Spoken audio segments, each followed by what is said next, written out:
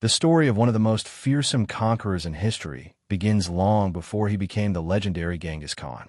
Born as Temujin around 1162, on the rugged steppes of Mongolia, he was destined for a life full of hardship. In a time when survival was uncertain and the Mongol tribes were constantly at war with each other, Temujin's fate seemed as harsh as the world around him. His father, Yasujii, was a prominent chief of the Mongol tribe known as the Borjigin. But, tragically, when Temujin was only a young boy, Yasujii was poisoned by a rival tribe. With the death of his father, Temujin's life took a dramatic turn. His family, once respected and powerful, was cast aside. His mother, Holon, was left to raise her children in isolation, often forced to live in extreme poverty, struggling to survive in a world that seemed indifferent to their suffering. Temujin was just 9 years old when he was taken from his family to marry Borte, a girl from a neighboring tribe. It was a tradition that would later prove to be one of the key relationships in his rise to power, but at that time, it meant little more than another burden in his already tough life. But, even at such a young age, Temujin displayed a remarkable resilience, showing signs of the leadership that would one day unite the Mongol people. The young boy quickly learned the brutal realities of life. In an unforgiving world, he was often forced to fight, not only for survival, but for respect. When his family was abandoned by their tribe, Temujin's sense of betrayal and anger grew. He watched as his own tribe turned its back on him, leaving him to fight on his own. It was these early years that forged the fire inside him, the kind that would propel him forward and shape the ruthless, strategic mind of the warrior who would come to be known as Genghis Khan. But this story wasn't just one of pain. It was the start of a journey where every setback, every loss, would only strengthen his resolve. The seeds of ambition were sown in the heart of a boy who would grow to challenge the very world that had once abandoned him. As Temujin grew older, the bitterness of betrayal never left him. His father's death had left a deep scar, but what followed in his youth would be even more brutal. The family that was once powerful was now isolated and struggling. Temujin's mother, Holon, did her best to keep her children safe, but they were constantly pushed to the edge by their fellow tribesmen. It was a harsh, unforgiving world, where alliances shifted like sand and trust was a rare commodity. One of the earliest lessons Temujin learned was the cruelty of betrayal. After his father's death, the Tatar tribe, a rival clan, came to take advantage of the Borjigins' misfortune. But even more damaging than that was the betrayal within his own tribe. Temujin's former allies turned their backs on him, leaving his family to fend for themselves. He and his family were cast aside like mere pawns in a game of power. At a young age, Temujin had to fight not only against external threats, but against his own people. This experience shaped his worldview. He learned quickly that survival meant more than physical strength. It meant understanding who could be trusted and who would betray you. From then on, loyalty became a rare and precious commodity for him, one that he would demand from his followers later in life. During these early years, Temujin's resilience was tested like never before. Living on the harsh Mongolian steppes, surrounded by threats from every direction, he grew stronger, learning how to survive with little support. Betrayal, however, was never far from his thoughts. He realized that those who were once loyal to his father had now become his enemies. This would become a recurring theme in his life, the idea that those you trusted could quickly become your worst adversaries. Yet, in the face of adversity, young Temujin found his first taste of real power, his ability to survive. He began to understand the inner workings of the Mongol tribes, their allegiances, their weaknesses, and most importantly, their potential for growth. It was this survival instinct, this ability to adapt, learn, and rise above betrayal, that laid the foundation for his future victories. Temujin's will to rise from the ashes of defeat burned fiercely, and it was only a matter of time before he would begin to rebuild what had been lost. The road ahead would be long, but one thing was certain. Temujin was no longer the boy abandoned on the steppes. He was becoming the leader who would unite the Mongol tribes and shape history. As the years passed, young Temujin became more than just a survivor. He began to form his own destiny. At the age of 16, he was already showing signs of the leadership that would one day make him one of the most powerful men in history. But it wasn't just raw power that set him apart. It was his ability to inspire loyalty and create unity from chaos. Temujin's first significant test as a leader came when he set out to rescue his wife, Borte, who had been kidnapped by the Tatar tribe. This event would prove to be a defining moment in his life, a moment that would reveal both his courage and his ability to lead in the face of great adversity. At this point, Temujin had only a handful of followers, but they were loyal and fiercely committed to him. Using his tactical genius, Temujin gathered a small force and launched a daring rescue mission. Despite being outnumbered and outgunned, his forces managed to outsmart the Tatars, leading to Borte's safe return. This victory was symbolic. It marked the first time Temujin's forces had outwitted a larger enemy, proving his strategic brilliance and his ability to lead his people to victory. It wasn't just about winning. It was about doing so in a way that inspired his followers and earned their unwavering loyalty. Loyalty would become the cornerstone of his leadership, a loyalty that would extend far beyond the battlefield. This was the first glimpse of Genghis Khan as a leader who didn't just rule by fear, but by the deep respect and admiration of those who followed him. His followers were not mercenaries. They were devoted to him. They believed in his vision of a united Mongol nation, and they were willing to follow him through thick and thin. After the victory, Temujin didn't just celebrate his success. He used the moment to reinforce his leadership, offering rewards to his followers based on merit rather than bloodline. His meritocracy became legendary, and it would set him apart from many other rulers of his time, who relied on birthright and privilege.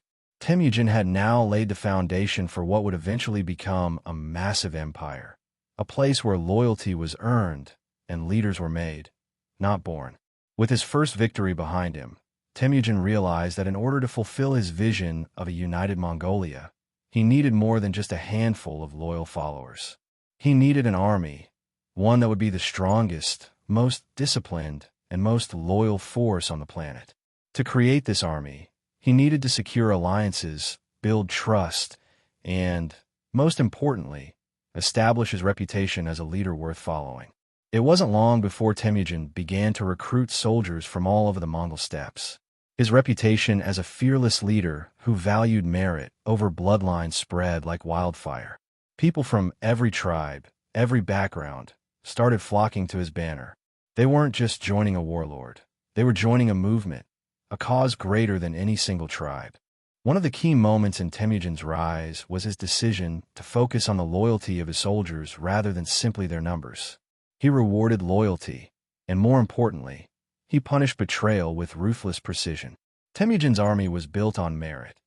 Men who proved their worth in battle were promoted, while those who betrayed his trust were cast aside, no matter their rank or lineage. Temujin also began to implement innovative military tactics that set his army apart. He restructured the Mongol army into a highly efficient, mobile force, breaking it down into smaller units that could operate independently yet with complete coordination. This gave him the flexibility to outmaneuver enemies, no matter how large or powerful they were. But it wasn't just about military prowess. Temujin was a master at forming alliances. He understood that the key to his success wasn't just having a strong army. It was about having the right support. He forged alliances with other tribes and leaders, sometimes through diplomacy and other times through force, proving that he was not afraid to fight for what he wanted. It was during this time that Temujin became known for his ability to unite people. He brought together tribes that had been enemies for generations, not by force alone, but through the strength of his charisma and his unwavering commitment to justice. As Temujin's army grew, so did his power. He wasn't just building an army. He was building an empire based on merit, loyalty, and unity, values that would shape the Mongol Empire for centuries to come. As Temujin's influence continued to grow, there came a critical moment that would forever alter the balance of power in the Mongol steppes. This was the Battle of Dalanbal's Hut, a conflict that would solidify his position as the unquestioned leader of the Mongol tribes. This battle not only tested Temujin's military genius, but also demonstrated his unwavering determination to achieve his goal of uniting the Mongols under one banner. Temujin's former ally, Jebe, had fallen out of favor and turned against him, aligning himself with Togrul, the leader of the Kare tribe. Temujin had always valued loyalty above all, and this betrayal was a personal blow. However, instead of reacting impulsively, he demonstrated his growing strategic brilliance by forming his own alliance with subordinate tribes, ultimately leading him to face Jeeb's forces in battle. The Battle of Dallin Bal's Hut was an intense, bloody affair. Temujin faced overwhelming odds, but it was his tactical acumen and use of his innovative army structure that gave him the edge.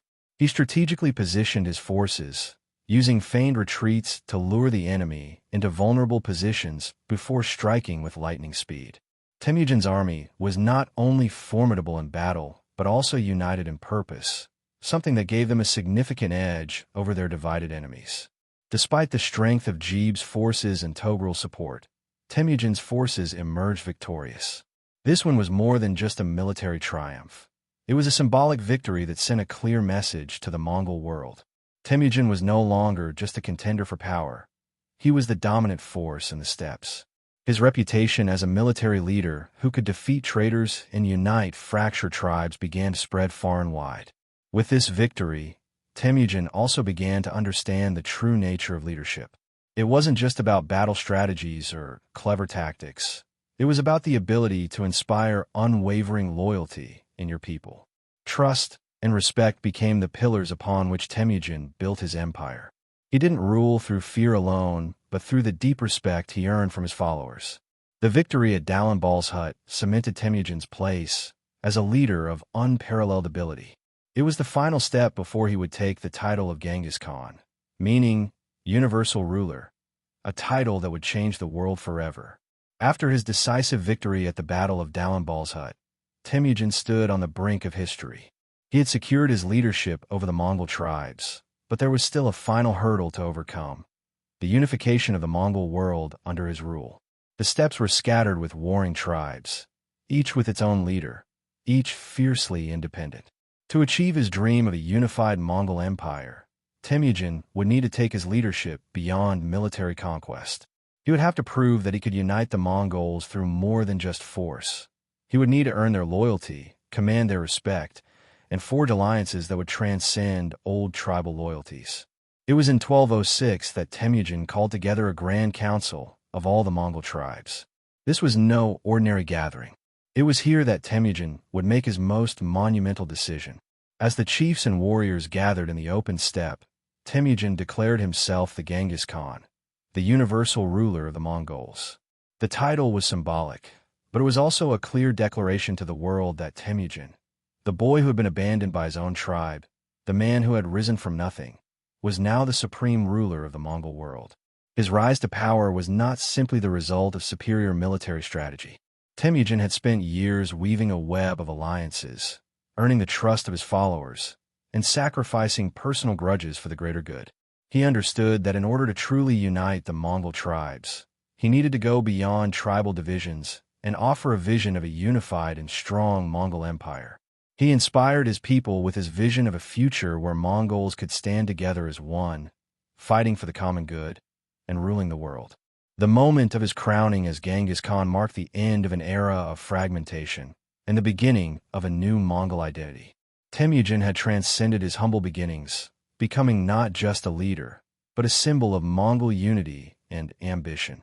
From that moment forward, his name would be remembered as the man who unified the Mongol tribes and set the stage for an empire that would stretch across continents.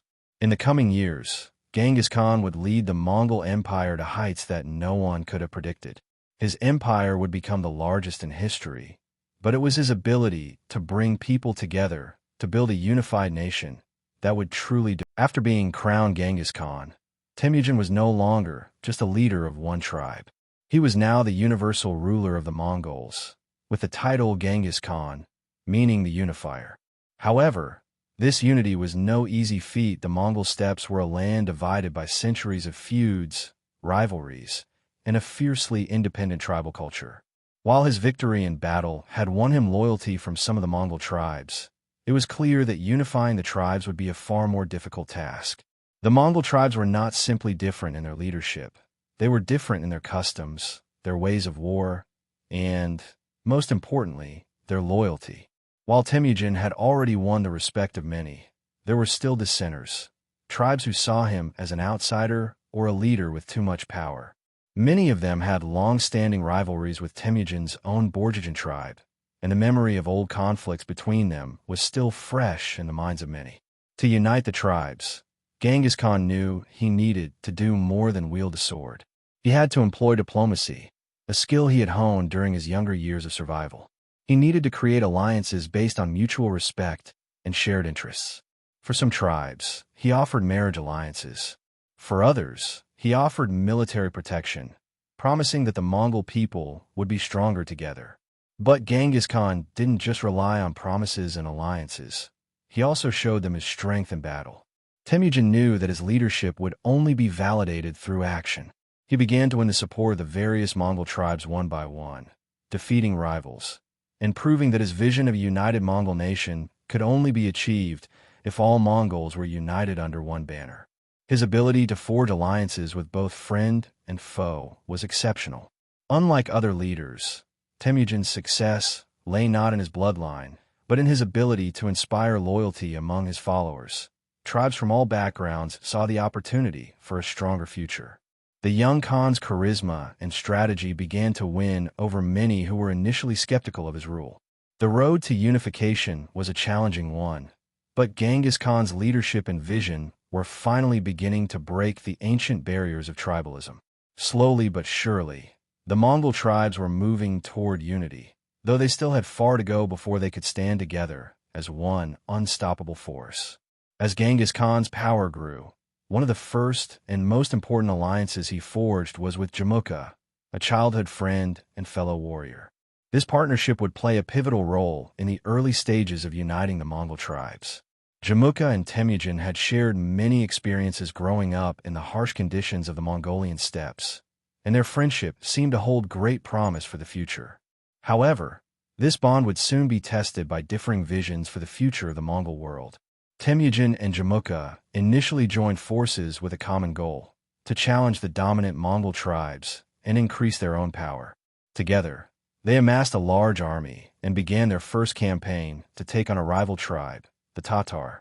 The two leaders worked in unison, employing military strategies that were ahead of their time and quickly gaining victories. They successfully defeated the Tatar forces, establishing their authority and reputation as capable leaders. However, it wasn't long before cracks began to show in their relationship. Temujin, having experienced the betrayal of his own tribe in his youth, was committed to building a meritocratic system in which his warriors were rewarded based on their loyalty and abilities. He wanted to establish a unified Mongol society in which the best men could rise to power, regardless of their tribal background. This new system, which valued merit over bloodline, was anathema to Jamukha, who believed in the traditional Mongol way of leadership, where noble blood and family ties held the highest value. The diverging ideals between the two friends led to growing tensions. Temujin's desire for unity and merit-based advancement clashed with Jamukha's adherence to tradition and aristocratic privilege. The two men, once inseparable, soon became bitter rivals.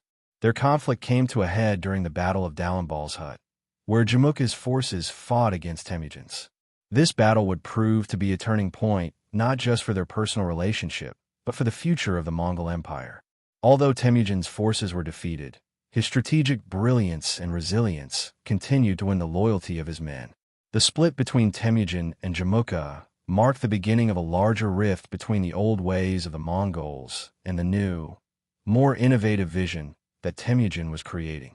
Temujin's followers, who believed in his ideas, would soon begin to rally behind him in greater numbers, leaving Jamukha's more traditional faction behind. The Battle of Dalambal's Hut was a pivotal moment in the ongoing struggle for dominance on the Mongolian steppes. After the growing rift between Temujin and Jamukha, the two former allies found themselves on opposing sides of a bloody battle that would not only shape their futures, but determine the fate of the Mongol tribes. Temujin, despite his increasing strength and the loyalty of his followers, faced a major challenge in this battle. Jamukha's forces were larger, better equipped, and more traditional in their military tactics. However, what Temujin lacked in numbers, he more than made up for with strategic brilliance and a newly formed sense of unity among his warriors. His army, composed of loyal followers who believed in his vision of a meritocratic system, was willing to fight with everything they had. They fought not just for survival, but for a new way of life, one where loyalty, skill, and merit would define the future of the Mongol Empire. The battle was brutal. Jamukha's forces, though more numerous, were caught off guard by the flexibility and adaptability of Temujin's army. Temujin utilized his forces in smaller, more mobile units, making it easier to outmaneuver his enemies and avoid direct confrontation, a tactic that Jamukha had not anticipated. Despite the skill and speed of his army, Temujin's forces were eventually defeated in this particular battle. However, the battle itself was less important than what it represented. Temujin's resilience and ability to continue leading despite the loss demonstrated to his followers that his leadership was not dependent on success in battle alone. It was his vision, his dedication to uniting the Mongol tribes under a single banner, that inspired his followers to remain loyal, even after such a crushing defeat. After the battle, Temujin faced a personal setback, but his ability to rally his troops, even in the face of adversity, strengthened his position as the true leader of the Mongols. More importantly, the outcome of the battle solidified the divide between him and Jamukha. Jamukha's brutality. He executed 70 young warriors of Temujin's forces by boiling them alive, was a stark contrast to Temujin's values. This act of savagery turned many of Jamukha's allies against him, pushing more Mongol tribes into Temujin's camp. The Battle of Dalanbal's Hut may have been a loss for Temujin, but in the grand scheme of his rise to power, it was a victory of a different kind. It exposed the weaknesses in traditional Mongol leadership and furthered Temujin's cause for a unified, merit-based Mongol empire. The story of Temujin's rise to power is not just one of battles and alliances. It is also one of betrayal and loyalty, two forces that would shape the future of the Mongol Empire. After his split with Jamukha, Temujin's leadership and his ability to inspire loyalty would be tested as never before. For Temujin, betrayal was personal. It was the root of his pain and the fuel that drove him. Yet, it was also through his response to betrayal that he would solidify his reputation as a leader capable of both forgiveness and ruthless retribution. One of the most important aspects of Temujin's leadership was his ability to reward loyalty. His warriors were not bound to him by blood or tradition, but by his ability to recognize their worth, regardless of their tribe or lineage. This new system allowed men to rise through the ranks based on their merit and loyalty. It was Temujin's belief that if a man fought and proved his dedication, he should be rewarded. This idea of merit-based loyalty contrasted sharply with the old Mongol tradition, where loyalty was largely defined by familial ties or traditional allegiance.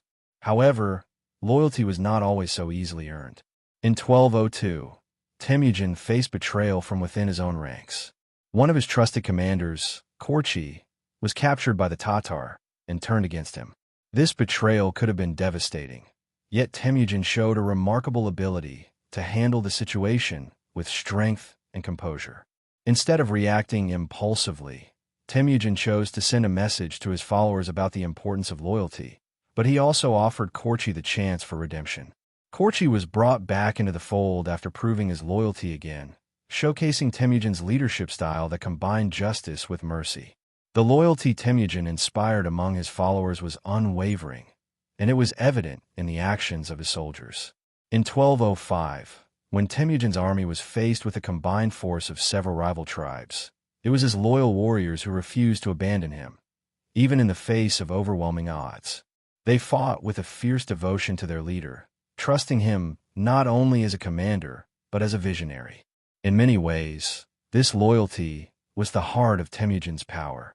Despite the betrayals he faced, Temujin's rise was largely powered by his ability to inspire loyalty, and this quality would remain one of his most significant tools as he moved closer to unifying the Mongol tribes under his rule.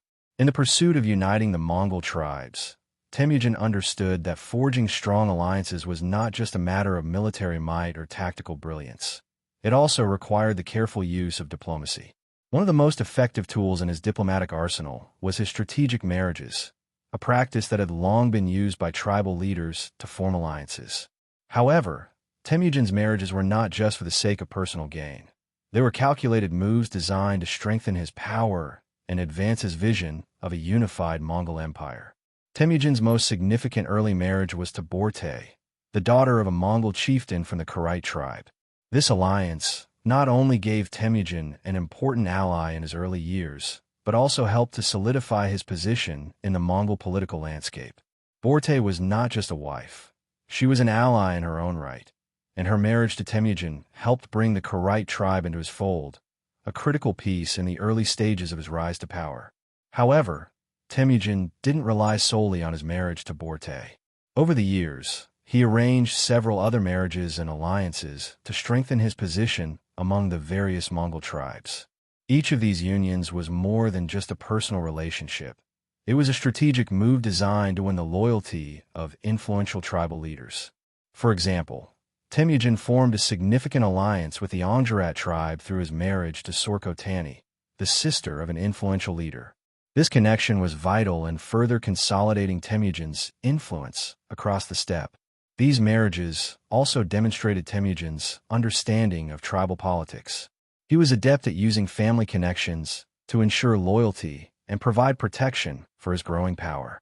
He understood that in the harsh world of the Mongol steppes, where trust was often fleeting and relationships fragile, marriages were a powerful tool for ensuring long-term stability.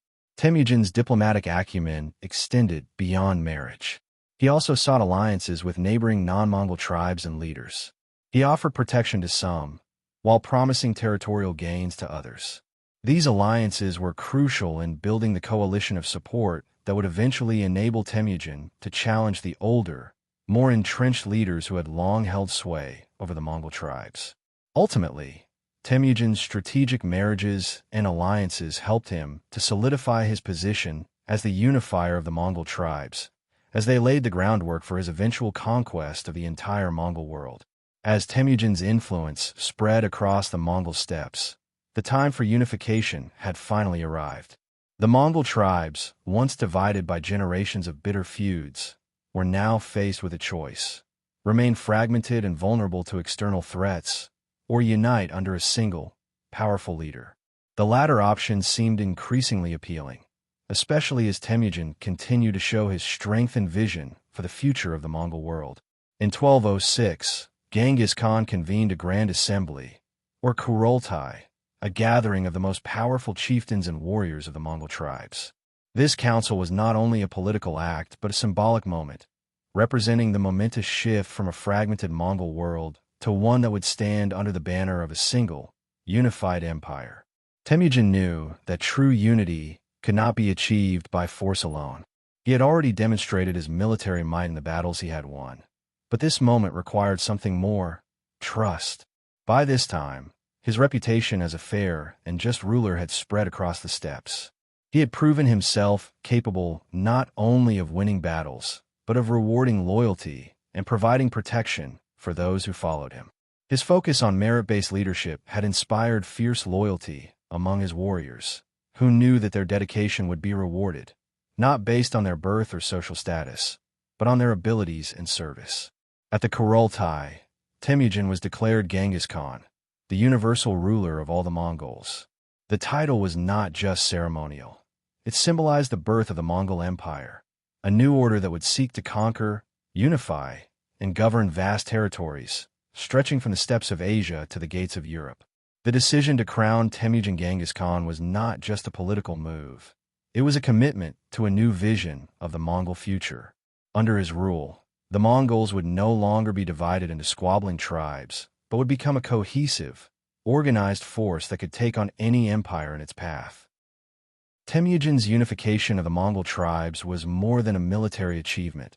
It was a cultural revolution. His reign brought order, strength, and a new sense of purpose to the Mongol people. With the tribes united under his leadership, Temujin set his sights on expanding the Mongol Empire, laying the foundation for the most powerful empire the world had ever seen. With his new title of Genghis Khan, the stage was set for Temujin to implement his grand vision for the Mongol people. No longer would the Mongol tribes be fragmented and constantly at war with each other. Under Temujin's rule, the Mongol Empire would be united, disciplined, and set on a course of unprecedented expansion. Yet, As much as the vision was about military conquest, it was also about building a lasting legacy, one of order, strength, and cultural unity. One of Genghis Khan's core beliefs was that a unified Mongol empire required more than just loyalty in battle. It needed a common identity and shared values. To achieve this, he worked tirelessly to create a sense of Mongol nationalism that transcended tribal affiliations. Genghis Khan was not just the leader of one tribe. He was the leader of all Mongols, and this identity was central to his rule. In his early reign, Temujin implemented significant reforms to consolidate his power and strengthen his empire. One of the most important of these reforms was his military restructuring. Genghis Khan organized his warriors into a highly effective, mobile army divided into units of 10, 100, 1,000, and 10,000 soldiers, ensuring a level of efficiency and coordination that was unparalleled. This system allowed the Mongols to move quickly across vast distances and strike their enemies with devastating speed and precision. But Temujin's vision wasn't limited to military might alone. He sought to create a system of governance that was fair and efficient. Unlike many of his contemporaries, who relied on hereditary rule, Genghis Khan promoted individuals based on ability and merit. Military success, loyalty, and intelligence were the keys to advancement, ensuring that the best leaders would rise to the top, regardless of their family's background. This was revolutionary for the time and helped to ensure a more cohesive and loyal administration. Genghis Khan also encouraged trade and cultural exchange, establishing trade routes that spanned the Silk Road and promoted the free flow of ideas, goods, and technologies across the empire. He valued knowledge, bringing scholars, artisans, and engineers into his empire, ensuring that Mongol society would thrive not just through military conquest, but through cultural and economic development. With his powerful military and visionary leadership, Genghis Khan had begun to lay the foundation for what would become the largest land empire in history. His unification of the Mongol tribes was the first step toward a legacy that would shape the world for centuries to come. The Mongol Empire's thirst for expansion did not wait long after Temujin's unification of the Mongol tribes. In 1219, only a few years after being crowned Genghis Khan, he turned his attention to the Khwarezmian Empire, a vast and wealthy kingdom located in what is now Iran, Turkmenistan, Uzbekistan, and parts of Afghanistan. The decision to invade the Khwarezmian Empire would become one of the most fateful moves in Mongol history, one that would mark the beginning of a series of aggressive conquests that would alter the course of history. The conflict between the Mongols and the Khwarezmians began when Genghis Khan sent a diplomatic envoy to the Shah of Khwarezm, Ala ad-Din Muhammad, requesting trade relations. The Shah, however, dismissed the envoy as unimportant, and when one of the envoys was executed by the Khwarezmian governor, the insult was too much for Genghis Khan to bear. To Temujin, an act of dishonor against his envoys was not just an insult to his authority. It was an act of war. Furious at this violation of diplomatic protocol, Genghis Khan decided to strike at the heart of the Khwarezmian Empire. His army, though initially small, was about to demonstrate the full might of the Mongol war machine. Genghis Khan's military tactics, swift, brutal, and efficient, were perfectly suited to the challenge ahead. His forces moved with an almost unbelievable speed, using their superior knowledge of the terrain and their unmatched cavalry to strike quickly and decisively. As the Mongol forces advanced, they encountered resistance from the Khwarezmian troops, but the result was inevitable. The Mongols' use of psychological warfare, spreading terror among civilian populations, feigned retreats, and sudden strikes, created a wave of panic throughout the empire. The Khwarezmians had never faced such an organized and relentless force. In 1219, the Mongols laid siege to the city of Bokhara, a vital trade center in the Khwarezmian Empire. The city's walls were strong, but the Mongol siege tactics were even stronger. Within months, the Mongols had overwhelmed the defenders and captured the city, marking the first of many victories in their campaign. The siege of Bokhara was followed by the capture of Samarkand, and by the time the campaign was over, Genghis Khan had decimated a major empire, sending shockwaves through the entire region. The invasion of the Khwarezmian Empire was a monumental moment for the Mongols. It demonstrated their ability to strike swiftly and decisively, and it sent a clear message to other empires. The Mongols were a force to be reckoned with.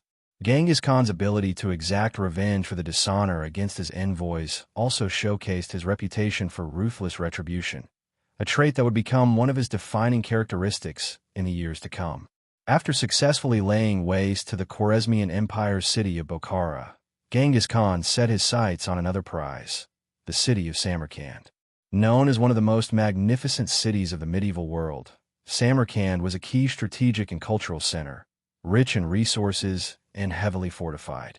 If the Mongols could capture Samarkand, it would not only be a significant military victory, but it would also serve as a powerful symbol of the empire's unstoppable rise. Samarkand was no ordinary city to conquer. It was a bastion of wealth, boasting magnificent walls, towering defenses, and a strategic location at the crossroads of the Silk Road. It was also a city full of trained soldiers, seasoned by years of defending against invaders. But Genghis Khan was not intimidated by its grandeur. If anything, he viewed it as a test of his force's abilities and his leadership. To conquer the city, Genghis Khan deployed a series of carefully planned military strategies that showcased his tactical genius. Instead of launching a direct assault, which would have been foolish against such formidable walls, he employed the technique of a siege, surrounding the city and cutting off all supply routes. His army, equipped with siege weaponry, including catapults and battering rams, began to lay the groundwork for a prolonged assault. As the days passed, Genghis Khan's forces relentlessly bombarded the city with psychological warfare tactics. The Mongols used decoy tactics, feigning retreats, and then suddenly returning with vicious counterattacks, leaving the defenders confused and demoralized. The Mongols also sent waves of smaller units to harass the defenders, keeping them on constant alert and weakening their resolve. The Mongol army's discipline and resilience were unparalleled. For months, they maintained the siege, refusing to give up despite the fierce resistance. The Mongol strategy of wearing down the enemy was proving effective. Eventually, as resources in Samarkand began to run low and the defenders grew desperate, the Mongols launched a final, devastating assault on the city. The fall of Samarkand marked a major victory for Genghis Khan and his empire. The city was taken not through brute force alone, but through the application of Mongol ingenuity, persistence, and discipline. Samarkand would go on to become a major center in the Mongol Empire, and its capture signaled to the world that the Mongols were not just warriors. They were masters of siege warfare, capable of overcoming even the most formidable defenses. The victory at Samarkand also demonstrated the unbreakable resolve of Genghis Khan's forces. Despite the odds, they had captured one of the most famous and fortified cities of the medieval world, further cementing their reputation as the most feared and unstoppable force on the planet. Following the fall of Samarkand, Genghis Khan's momentum grew stronger as he set his sights on the heart of the Khwarezmian Empire. The swift destruction of key cities had crippled the Khwarezmian defenses, and the Mongols, now emboldened by their victories, moved deeper into the empire. This was no longer about territorial conquest. It was about retribution and ensuring that no empire would ever challenge Mongol authority again. The heart of the Khwarezmian Empire was the city of Bokhara, and it was here that Genghis Khan would make his next move. After having successfully captured other cities in the empire, including Samarkand, the Mongols advanced towards Bokhara. Bokhara, being one of the most important cities in the region, had already felt the brunt of the Mongol wrath, but it was still heavily fortified and defended by a formidable garrison.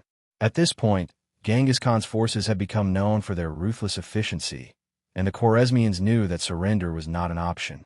But the Mongols were not only interested in defeating the enemy in battle, they sought to break the very spirit of their foes.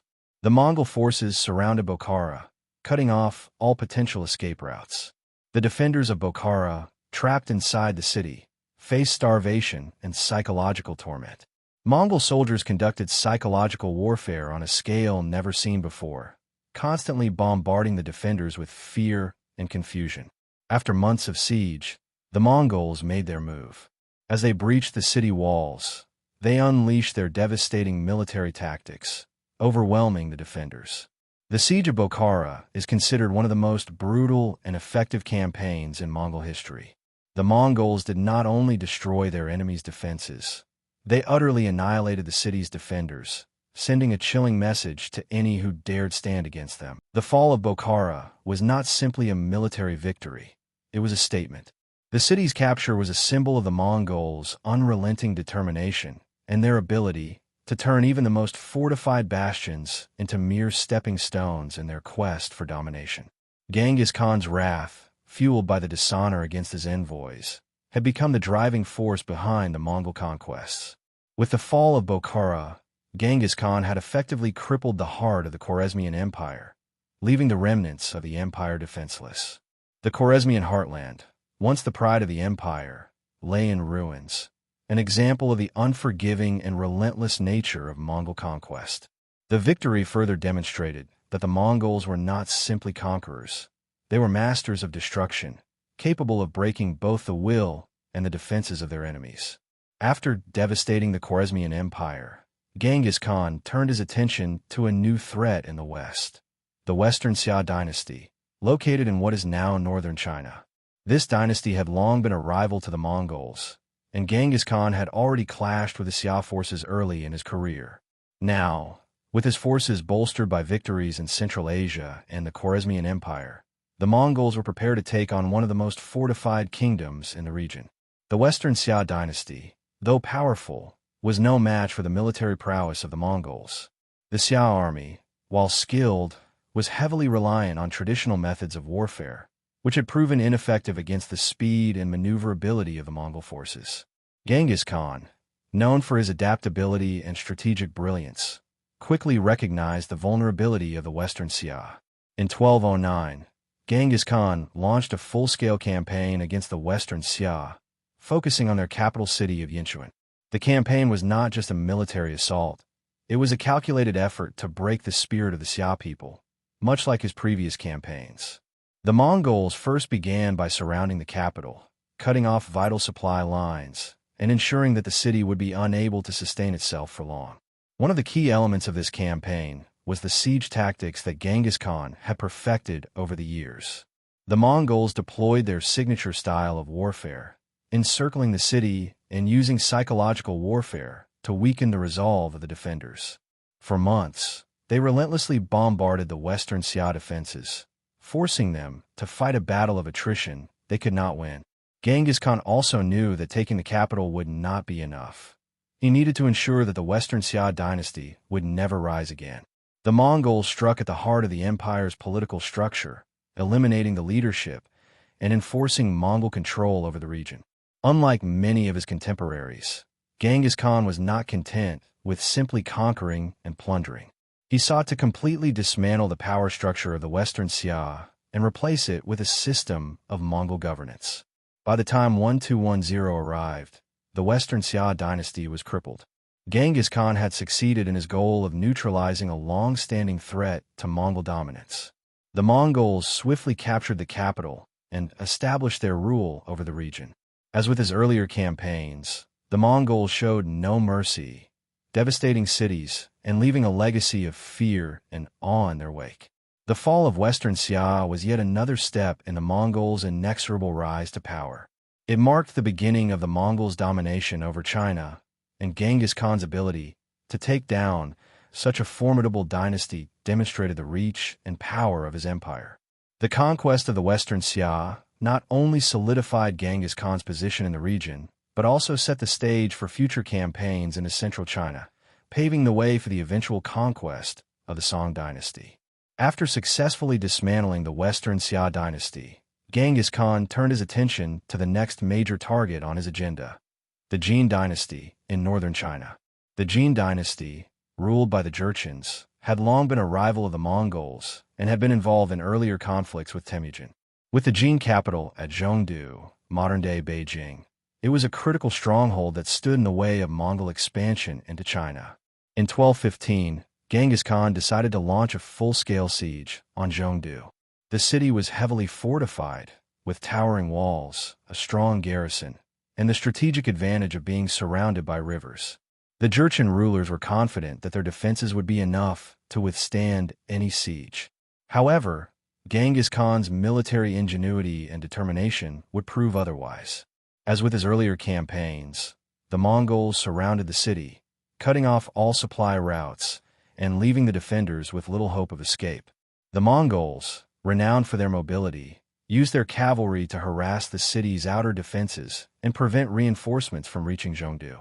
They also deployed their famous siege weapons, including catapults and trebuchets, to batter down the city's walls, proving that the Mongol army was capable of overcoming even the most formidable fortifications. Unlike the conventional siege tactics of the time, Genghis Khan's approach was methodical and psychologically taxing for the defenders. The Mongols employed deception and feigned retreats, leading the Jurchen defenders to believe that the Mongols were retreating, only to turn back and deliver brutal counterattacks. This technique wore down the defenders, as they were never sure when the next strike would come. Over the course of several months, the siege began to take its toll. The Jurchen defenders, unable to sustain their food supplies and unable to break out of the encirclement, were forced to surrender. By 1215, Zhongdu fell to the Mongols, marking a major victory in Genghis Khan's campaign to dominate northern China.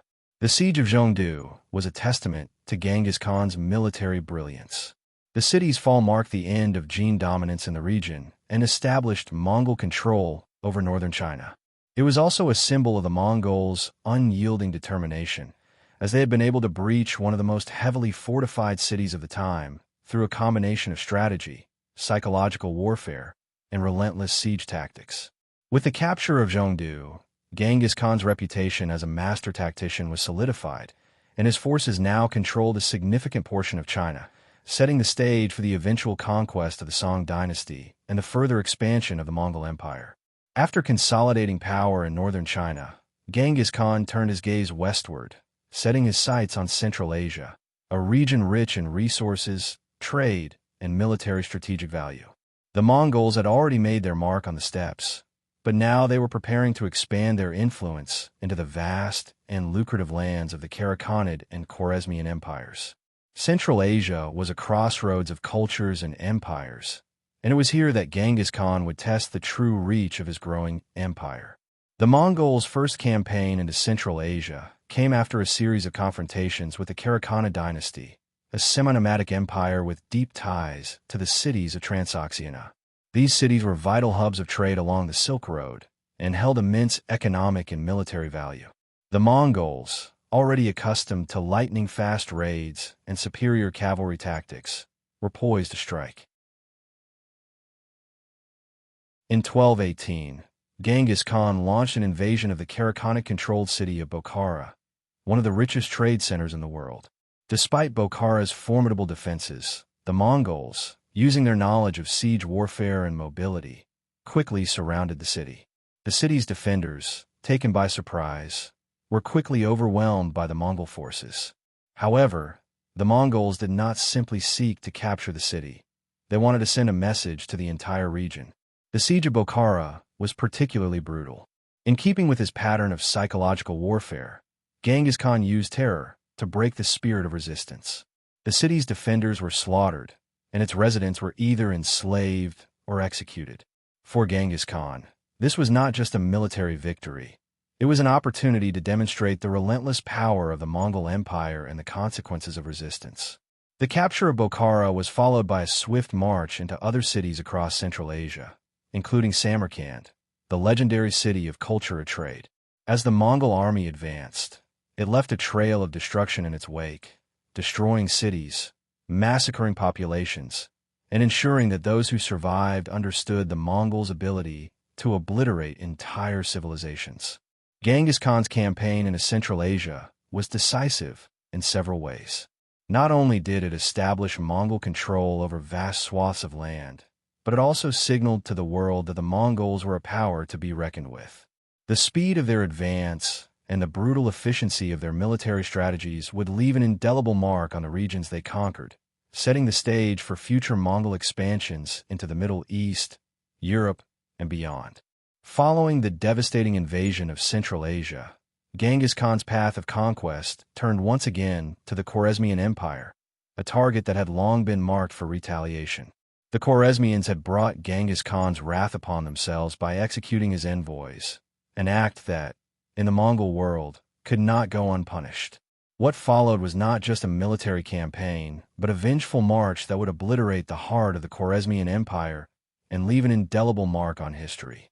The Khwarezmian Empire, ruled by Shah Allah ad-Din Muhammad, was one of the largest and wealthiest empires in the region, stretching from the shores of the Caspian Sea to the borders of India and Russia.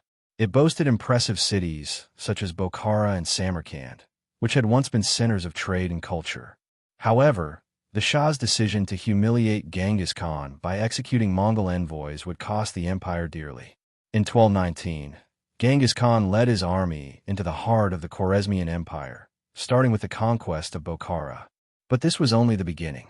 The Mongols quickly swept through the region, capturing Samarkand, Nisa, and other major cities in a series of lightning-fast raids. Genghis Khan's tactics were as brutal as they were effective. His forces systematically destroyed the Khwarezmian military and seized vital trade routes that the empire had once controlled. What made the Mongol invasion so devastating was not only their military superiority, but their ability to strike fear into the hearts of their enemies. Genghis Khan's forces employed psychological warfare, spreading terror far beyond the battlefield.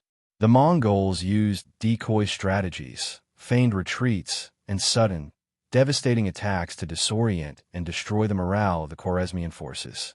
The cities they captured were often sacked, and their inhabitants were either killed or enslaved.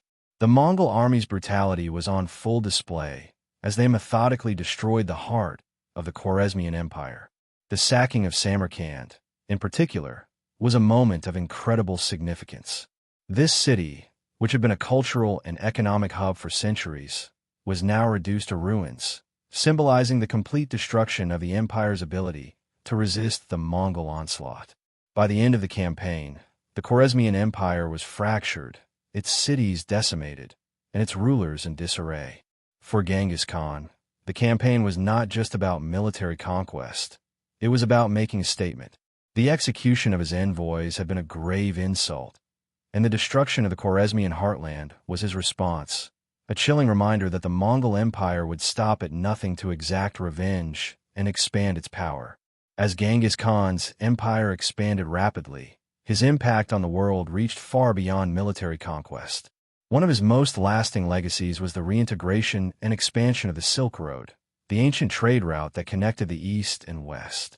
Before the Mongol invasions, the Silk Road was fragmented, plagued by banditry and political instability. But with Genghis Khan's rise, the Mongols brought a level of security and order that allowed trade and cultural exchanges to flourish like never before. The Mongol Empire, spanning from the Pacific Ocean to the heart of Europe, acted as a bridge between cultures, allowing goods, ideas, and innovations to flow freely across vast distances. Under Genghis Khan and his successors, the Silk Road became a well-maintained and safe passage for merchants, diplomats, and travelers alike. One of the key contributions of the Mongols was the Pax Mongolica, or Mongol Peace, which ensured that the territories under Mongol control were safe for trade and travel. The Mongol rulers established a unified system of laws and trade regulations, which made it easier for merchants to travel across vast regions without fear of robbery or political interference. The postal system, known as the Yam, was also expanded, ensuring that messages and goods could travel quickly and efficiently across the empire.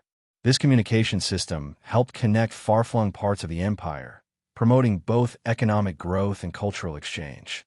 As the Mongols controlled vast portions of Asia and the Middle East, the exchange of goods flourished. Silks, spices, and porcelain flowed westward from China, while precious metals, glassware, and textiles traveled eastward from Europe and the Middle East. But beyond goods, the Mongols also facilitated the exchange of ideas, including scientific knowledge, technologies, and even religious beliefs. The Mongols, under Genghis Khan's rule, were known for their religious tolerance, allowing people of all faiths to live peacefully within the empire. The Mongol Empire also served as a conduit for innovations. For instance, gunpowder, which had been used in China for centuries, made its way to the West, forever altering the nature of warfare. Printing technologies, paper, and compasses also spread across the empire, revolutionizing communication, navigation, and trade. In many ways, Genghis Khan's conquest of Central Asia and beyond laid the foundation for a globalized world centuries before it would come to fruition in modern times. Through the Mongol-led Pax Mongolica, the world was more interconnected than ever, paving the way for future exchanges that would shape global culture, commerce, and history for generations to come. The Mongols had already established their dominance across Asia, but as their empire expanded, so did their ambition. Genghis Khan's strategic vision was not confined to China and Central Asia. He set his sights firmly on the west, targeting the Khwarezmian Empire's western front and the territories beyond. The Khwarezmian Empire, which stretched across parts of Iran, Turkmenistan, and Uzbekistan, was a wealthy and formidable power standing between the Mongols and the rich lands of the Middle East and Europe. The first true clash of Mongol power in the west came when Genghis Khan sent a trade caravan and envoys to the Khwarezmian Shah, Ala ad-Din Muhammad, in the hopes of establishing peaceful relations and opening up trade routes. At first, this seemed like a diplomatic move, a peaceful approach to an empire that stood in the way of Mongol expansion. However, the Khwarezmian leader's response would set the stage for one of the most brutal confrontations of Genghis Khan's reign. When the Khwarezmian governor of a key city took one of the Mongol envoys and executed him, it was considered a grave insult to Genghis Khan. The governor's actions set off a chain of events that would result in disaster for the Khwarezmian Empire. The Mongols, who valued honor and respect above all else, could not let such an offense pass. For Genghis Khan, this act of treachery was unforgivable, and it led to his decision to launch a full-scale invasion of the Khwarezmian heartland. In 1219, Genghis Khan mobilized his army and set off towards the west. At first, the Khwarezmians seemed unprepared for the ferocity of the Mongol attack. The Mongol forces, skilled, disciplined, and expert in cavalry tactics, moved quickly, striking down the Khwarezmian defenses one city at a time. The Mongols' military prowess was evident as they laid siege to the Khwarezmian cities, overwhelming their defenders with both speed and sheer force. The Khwarezmian Empire, underestimating the Mongols' resolve, had not prepared for such a merciless onslaught.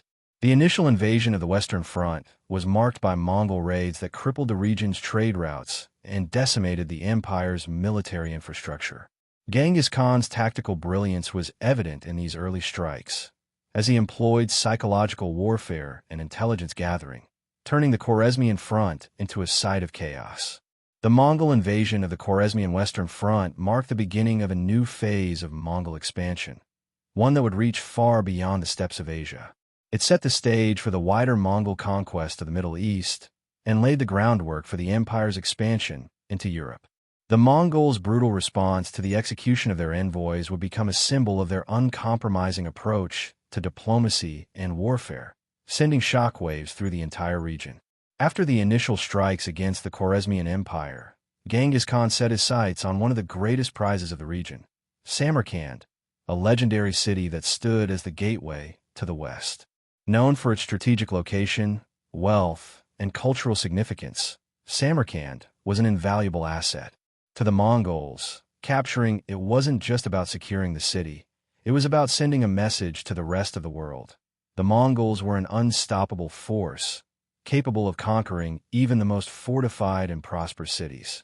The city of Samarkand was heavily fortified, with thick walls, watchtowers, and a strong garrison. It had long been considered one of the most impregnable cities in Central Asia, and its capture would require not only brute force but strategic brilliance. Genghis Khan, ever the master tactician, knew that a direct assault on the city would likely end in failure. Instead, he would employ a series of clever tactics and siege strategies that would wear down the defenders over time. The Mongol army began by surrounding the city, cutting off all supply routes, and effectively besieging Samarkand. The Mongols then used their famous psychological warfare techniques to break the morale of the defenders. The Mongol forces would feign retreats, tricking the defenders into pursuing them, only to turn back and ambush them with devastating force. The constant pressure, combined with the looming threat of annihilation, wore down the defenders' resolve. In addition to their military tactics, the Mongols used siege engines, including catapults and battering rams, to break down Samarkand's formidable walls. The siege stretched on for weeks, but the Mongols' persistence paid off. Eventually, the walls were breached, and the Mongol forces poured into the city. Upon entering Samarkand, the Mongols destroyed everything in their path. They pillaged the city, taking wealth, enslaving the population, and killing those who resisted. Genghis Khan's forces left the city in ruins, a testament to the ruthless efficiency of the Mongol war machine. This brutality was not just a demonstration of power. It was a deliberate attempt to instill fear in the hearts of any who might dare to resist the Mongols. The fall of Samarkand marked the beginning of a new phase in the Mongol expansion. It opened the western gates for the Mongols, allowing them to push further into the Khwarezmian Empire and beyond, towards the Middle East and Eastern Europe. The success of the siege was a clear signal that the Mongols would not be stopped by any fortifications or traditional defenses. The capture of Samarkand also solidified Genghis Khan's reputation as a leader who could outthink, outfight, and outlast his enemies. As the Mongols moved westward, it was clear that no empire or kingdom would be safe from the Mongol juggernaut. The capture of Samarkand was only the beginning of Genghis Khan's campaign in the west. Having secured his foothold in the region, the Mongols turned their attention to the city of Bokhara, another major center in the Khwarezmian Empire. Located strategically at the crossroads of the Silk Road, Bokhara was both a symbol of Khwarezmian power and a valuable prize.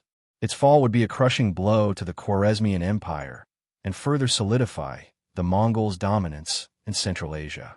Genghis Khan's motives for targeting Bokhara were clear. The city was not only a wealthy trade hub, but also a religious center that had long been associated with Islamic scholarship.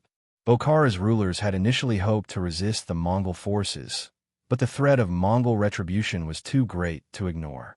When Genghis Khan sent an envoy to the city to negotiate terms of surrender, the Khwarezmian governor executed the Mongol representatives, a grave mistake that sealed the city's fate. In response, Genghis Khan unleashed the full force of his army on Bokhara. The Mongol siege of the city was swift and brutal, much like previous campaigns. The Mongols surrounded the city, cutting off all supply lines and launching an assault with their siege engines.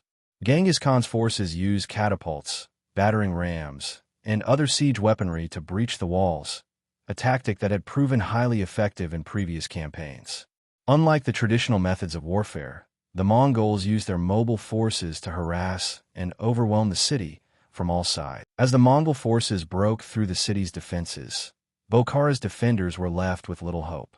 The Mongols, notorious for their psychological warfare, spread fear among the citizens of Bokhara, creating panic and chaos. Many of the city's inhabitants fled or surrendered in the face of certain destruction. Those who resisted were slaughtered, and the city was plundered for its wealth. The fall of Bokhara marked the complete destruction of one of the Khwarezmian Empire's most important cities. What followed Bokhara's fall was a systematic campaign of destruction that took down the heart of the Khwarezmian military. The Mongols pursued the retreating Khwarezmian army, attacking them with relentless precision. The once proud Khwarezmian forces, decimated by Mongol strategy and superior tactics, were either destroyed or scattered. Genghis Khan's campaign turned the Khwarezmian army into little more than a shattered force, unable to recover. The destruction of Bokhara and the subsequent annihilation of the Khwarezmian military were not only a testament to Genghis Khan's military genius, but also a message to the world.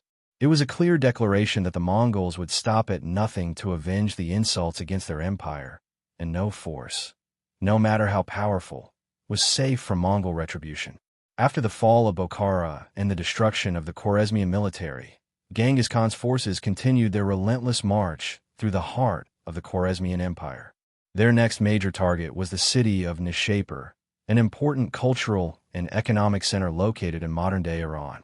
Nishapur, like many cities in the region, was known for its wealth, bustling markets, and as a seat of learning.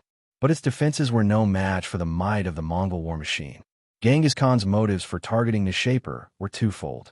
First, the city's strategic location made it a key point on the route toward the Caspian Sea and the western portions of the Khwarezmian Empire. Second, Genghis Khan had a personal vendetta against the city.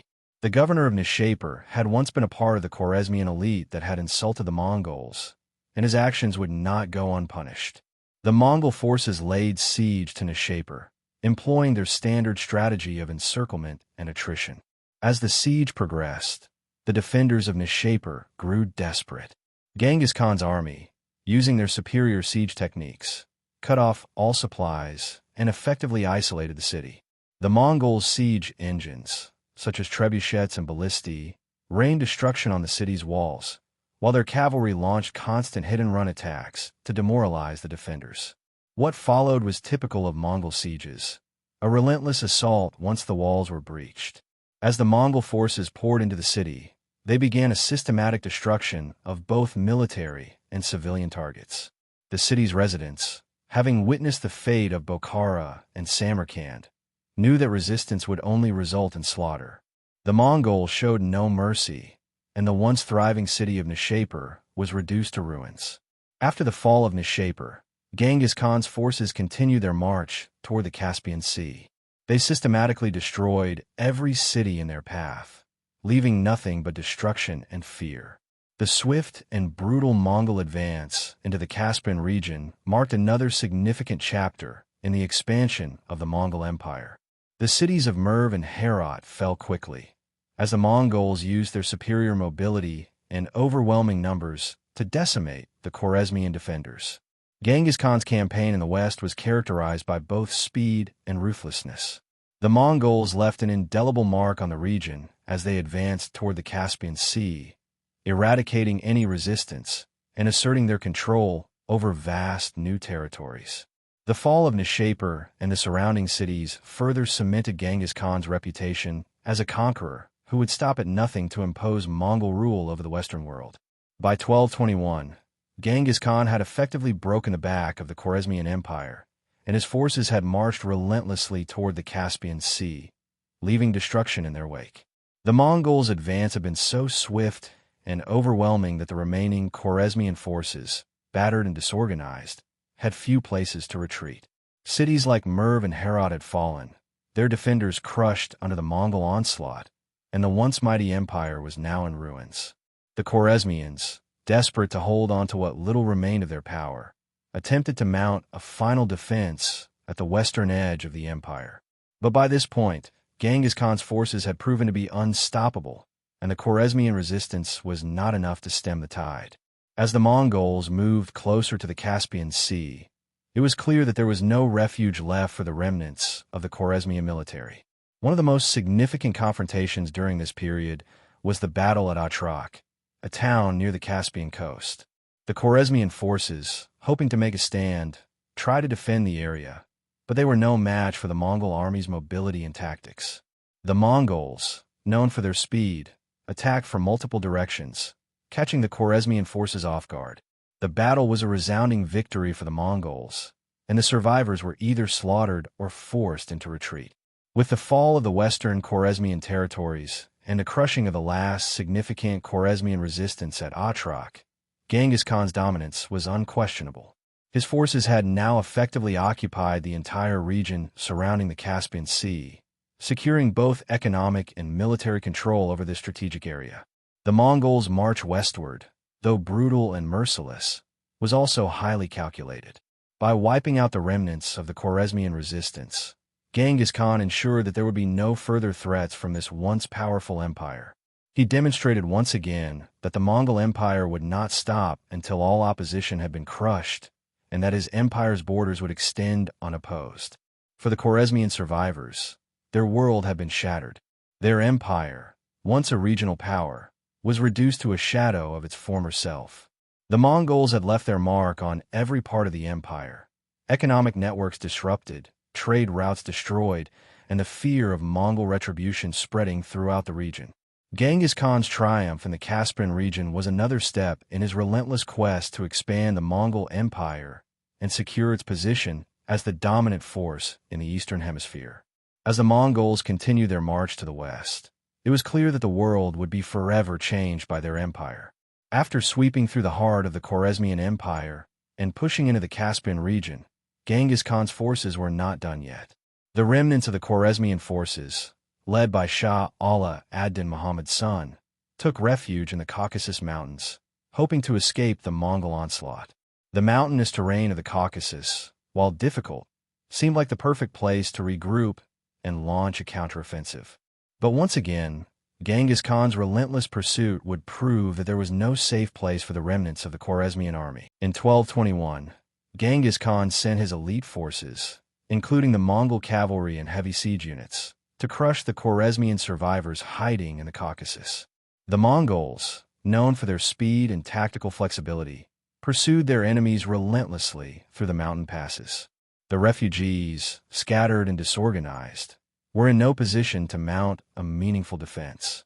The battle at the Caucasus marked a decisive moment in the Mongol campaign. The Mongol forces employed their usual tactics: feigned retreats, surprise attacks, and relentless pursuit. Genghis Khan's army was incredibly skilled at navigating the challenging terrain, and their discipline allowed them to outmaneuver the refugees, who were tired and demoralized. The Mongol cavalry, which could strike swiftly and then retreat before the enemy could react, continued to chip away at the Khwarezmian forces, causing them to scatter further. The culmination of this pursuit came when the Khwarezmians, unable to escape their pursuers, were trapped in a valley, where they were decisively defeated. Those who had survived the earlier sieges and battles were now utterly destroyed by the Mongols. The Khwarezmian resistance that had fought valiantly in the earlier stages of the war was now completely crushed. The survivors, scattered throughout the region, were either killed or forced into servitude. For Genghis Khan, the defeat of the Khwarezmian refugees in the Caucasus symbolized the end of any remaining resistance from the Khwarezmian Empire. It was not just a military victory. It was a final statement that no one, no matter how far they retreated, would escape Mongol retribution. His empire was now firmly in control of one of the most important and strategic regions of the world. This victory also reinforced the Mongols' reputation as an unstoppable force. As Genghis Khan consolidated his power in the Caucasus, he not only secured his empire's western front, but also demonstrated that the Mongol pursuit of power was relentless, unstoppable, and all-encompassing. After the crushing defeats of the Khwarezmian refugees in the Caucasus, Genghis Khan's ambitions began to stretch into new territories, specifically into the heart of the Middle East, the cradle of Islamic civilization. The Mongol Empire's rapid expansion had already shaken the foundations of the Khwarezmian Empire, but the Islamic world, rich in culture, wealth, and military power, presented an entirely new challenge. As the Mongols moved further west, they encountered the caliphates and powerful states such as the Abbasid Caliphate and the Seljuk Turks. These civilizations, accustomed to centuries of dominance, had grown complacent and were often fragmented by internal conflicts. Genghis Khan, ever the strategist, saw this as an opportunity to expand the Mongol Empire and secure their position as masters of the steppes and beyond. In 1223, Genghis Khan sent his generals to lead the first Mongol incursions into the Middle East, aiming to weaken and divide the Islamic world further. The Mongol invasion of the Islamic heartland began with a series of raids into the territories of the Seljuk Turks and Abbasid-controlled lands. These early skirmishes were intended to test the defenses of the Islamic states and gather intelligence about their military capabilities. The Mongols' military superiority quickly became evident. Unlike the traditional armies of the region, the Mongol forces were highly mobile, utilizing their cavalry to outmaneuver and surround their opponents. The use of psychological warfare and their ability to strike unexpectedly sent shockwaves through the Islamic world. Cities such as Damascus and Baghdad began to fear the oncoming Mongol tide. The siege of Baghdad, in particular, was a harbinger of what was to come. The city, once the intellectual and cultural hub of the Islamic world, was completely unprepared for the Mongol onslaught. In 1258, almost a decade after Genghis Khan's initial forays into the region, his grandson, Hulagu Khan, led the Mongol forces in a devastating siege. The result was catastrophic. Baghdad fell to the Mongols, and the Abbasid Caliphate was effectively dismantled. The capture of Baghdad was a symbolic victory for the Mongols, marking the end of the Islamic Golden Age in many ways. The city's libraries, homes, and mosques were looted and burned, and the Tigris River ran black with ink from the destroyed books. This act of cultural destruction left an indelible mark on the Islamic world and solidified the Mongols' place in history as the conquerors who brought the Islamic world to its knees. With the fall of Baghdad, the Mongols had secured their position as one of the most powerful empires in the world. The Islamic world, once united in its defiance, was now fractured and vulnerable.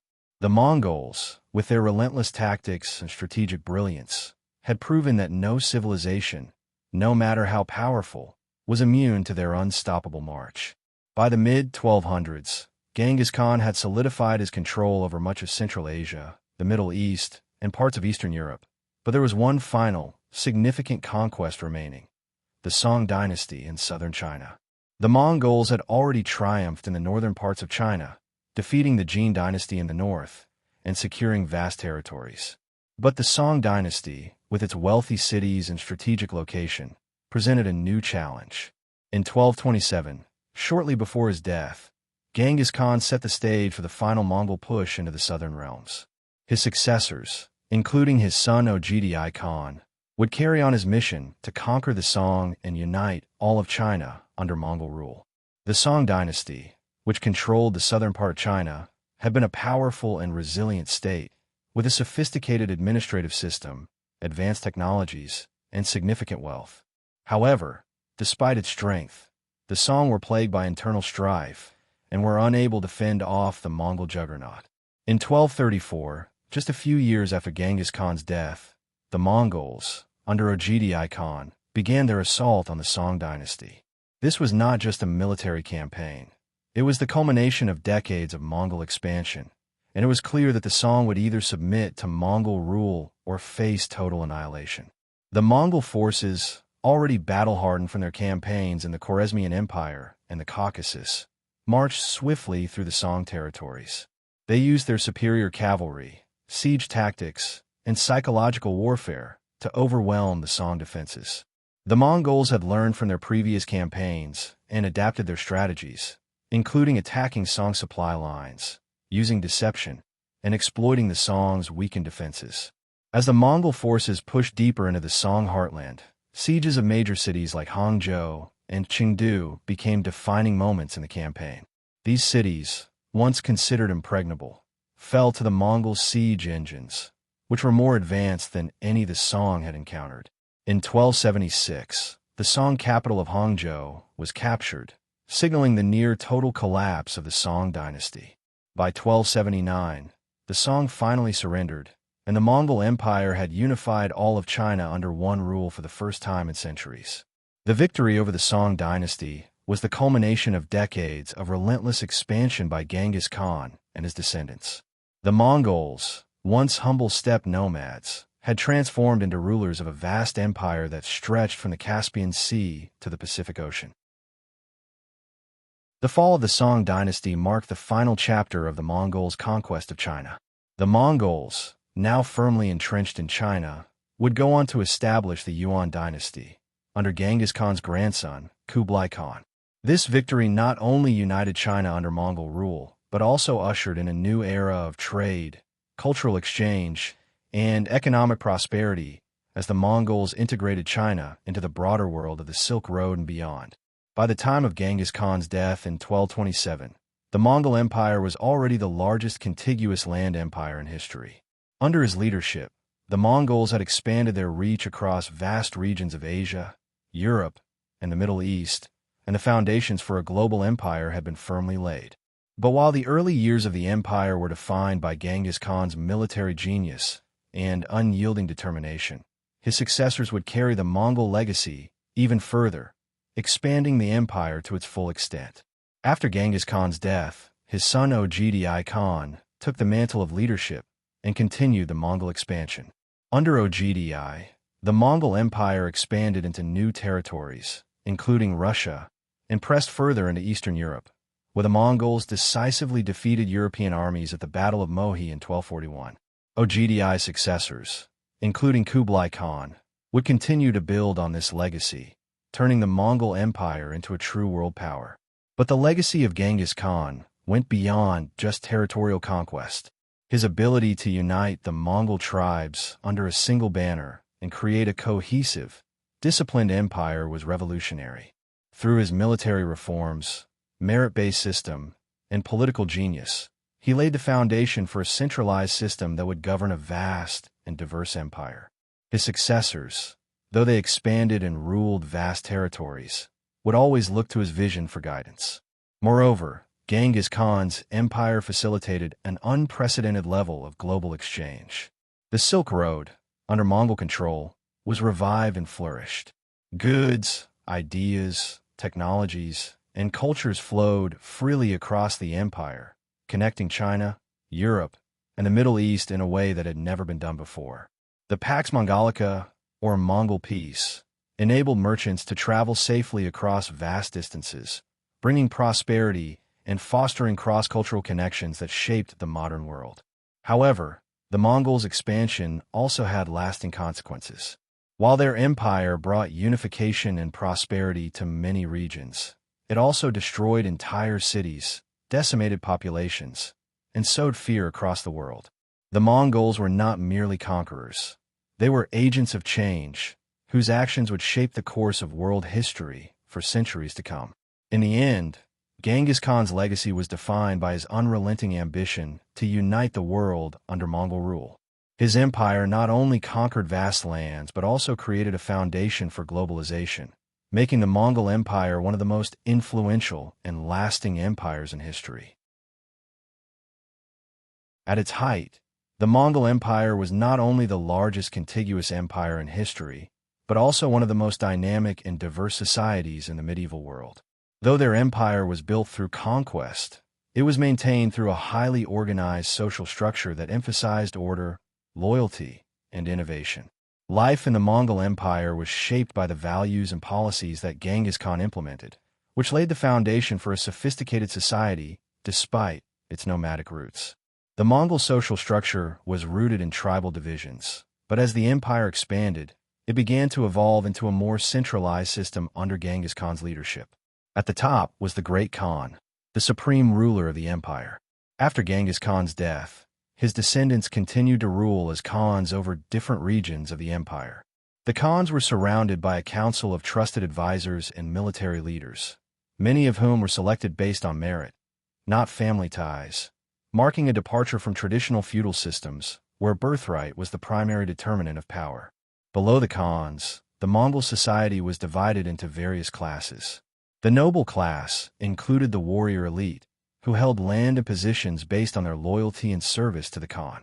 These warriors were the backbone of the Mongol military machine and were responsible for enforcing Mongol rule across the empire. This elite class had privileges such as land grants and were expected to lead in times of war. The common people, which made up the majority of the Mongol population, were primarily herders, farmers, and artisans. Mongol herders were nomadic, moving with their animals and living in yurts, portable, felt-covered homes that could be easily assembled and disassembled as they traveled. These nomads were skilled horsemen, hunters, and archers, and their mobility was one of the main reasons for the Mongols' military success. Despite the Mongols' reputation for brutality and war, their society was surprisingly tolerant and inclusive. Genghis Khan promoted religious freedom within the empire. This allowed people of different faiths, Buddhists, Christians, Muslims, and shamans, to practice their beliefs without fear of persecution. This religious diversity contributed to a cosmopolitan atmosphere in the Mongol Empire, where cultures and ideas from across Asia, the Middle East, and Europe could meet and flourish. This openness to diversity, combined with the meritocratic elements of Mongol society, set the foundation for a unique social structure that blended nomadic traditions with the administrative demands of ruling an empire that spanned continents. The Mongol military system was the beating heart of the empire, and it was integral to both the structure of Mongol society and its success. Genghis Khan, who himself had risen from humble beginnings, understood the importance of a well-trained, highly disciplined, and unified army. The Mongol military wasn't just a force of conquest. It was a reflection of Mongol society and the values that Genghis Khan instilled in his people: loyalty, discipline, and merit. At the core of the Mongol military system was the organization of the army. The Mongol army was famously divided into units of 10, 100, 1,000, and 10,000 soldiers. These units were referred to as Arban, Jasak, Tumun, and Jib respectively. This division allowed for flexibility and efficient management across vast distances, enabling the Mongols to operate as a cohesive unit despite the empire's expansive size. These divisions also ensured that leaders could be held accountable, as the performance of smaller units was easily assessed and merit-based promotions were common. The Mongol military was highly mobile, built around the horseback warrior. Soldiers were trained from a young age in archery, horseback riding, and battle tactics, making them one of the most effective fighting forces in the world. Each soldier was responsible for providing his own horse, which allowed the Mongols to maintain a mobile and self-sustaining army that could move across vast territories quickly and efficiently. Their skill in horseback archery was legendary, and it allowed them to strike their enemies swiftly before retreating or regrouping, making them highly effective against less mobile opponents. Another unique aspect of the Mongol military system was the system of rewards and punishments. Genghis Khan established a strict set of codes that governed the conduct of his army. Soldiers who showed exceptional bravery or loyalty in battle were often rewarded with land, slaves, or even the opportunity to rise in rank. Conversely, those who disobeyed orders or showed cowardice were punished severely, and in extreme cases, entire units were executed for failure. This system ensured that the Mongol military was disciplined, loyal, and focused on their mission. The army was also responsible for maintaining order within Mongol society. They enforced the laws of the land, collected taxes, and ensured the protection of trade routes. The Pax Mongolica, or Mongol peace, allowed for safe trade and cultural exchange across the empire, which helped to foster economic prosperity and cross-cultural connections. In summary, the Mongol military was not just a tool of conquest. It was the foundation of Mongol society, ensuring its stability, expansion, and prosperity. The structure, discipline, and merit-based system of the Mongol army played a pivotal role in the empire's success, making it one of the most effective military forces in world history. Religion played a fascinating and significant role in Mongol society, especially considering the empire's vast reach and the diversity of beliefs practiced within it. Genghis Khan himself, like many Mongols, followed the Tengrism belief system, which was deeply rooted in the spiritual and natural world. Tengrism was a shamanistic religion that focused on the worship of the sky god, Tungri, and was based on the idea that the natural world was deeply intertwined with the spiritual realm. It promoted a sense of divine connection to the earth, the sky, and the ancestors, guiding the actions of the Mongol people, especially on the battlefield. However, unlike many rulers of his time, Genghis Khan was remarkably tolerant of other religions and belief systems. His policy of religious freedom became a defining feature of the Mongol Empire. Genghis Khan understood that in order to rule over the diverse regions he conquered, he had to allow for the practice of various religions, which would help foster peace and cooperation across different cultures. This tolerance extended to Buddhism, Christianity, Islam, and shamanism, creating an empire where multiple religions coexisted and thrived under Mongol rule. One of the most notable aspects of Mongol religious tolerance was their ability to incorporate religious leaders into their administrative structure. Priests, imams, monks, and shamans were often used to counsel the khans and their commanders, and religious figures enjoyed respect and protection within the empire. This was a sharp contrast to other empires where the ruling class typically imposed a state religion or persecuted minority faiths. Genghis Khan's religious policies were not just about tolerance. They were also about practicality. He recognized the influence of religious figures over their communities and understood that religion was often a powerful tool for maintaining order and loyalty within the empire. By encouraging people to practice their faith freely, he ensured that his subjects remained loyal and devoted to the stability of the Mongol state. Shamanism, which was deeply connected to the Mongol warrior culture, continued to play an important role in Mongol daily life. Shamans acted as spiritual guides, mediating between the physical world and the divine, performing rituals to ensure the success of the Mongol armies, and invoking the spirits of the ancestors to protect them in battle. In sum, While Tengrism remained the dominant belief system among the Mongols, the religious landscape of the Mongol Empire was incredibly diverse. The policy of religious tolerance was not only a testament to Genghis Khan's leadership, but also a significant aspect of the empire's ability to unite so many disparate cultures under one banner. In many societies of the medieval world, the roles of women were restricted and largely confined to the home. However, Mongol society was unique in its treatment of women. Women in the Mongol Empire, especially among the noble and warrior classes, enjoyed a level of freedom and autonomy that was uncommon in many other cultures at the time. This relative equality and respect for women played a significant role in the success of the Mongol Empire and was a crucial aspect of its society. The most notable example of a woman's influence in Mongol society was Genghis Khan's mother, Holan. Holan's strength and resilience were vital in Genghis Khan's early life, as she guided him through hardship after the death of his father. She was instrumental in shaping his character, teaching him the values of resilience, courage, and loyalty, which became key components of Mongol leadership. Holan's impact on Genghis Khan exemplifies the importance of women in Mongol family structures, where mothers were often seen as key figures in shaping the future leaders of the empire. While Mongol women had many responsibilities at home, they were not confined solely to domestic tasks. Women in the Mongol Empire were known for their skills in horseback riding, archery, and warfare, making them formidable companions to their male counterparts in battle. During times of war, women would often take on critical roles in defending the camps, tending to the wounded, and even leading troops when necessary. Mongol women were often trusted advisors to their husbands, brothers, and sons, with some even wielding significant political influence.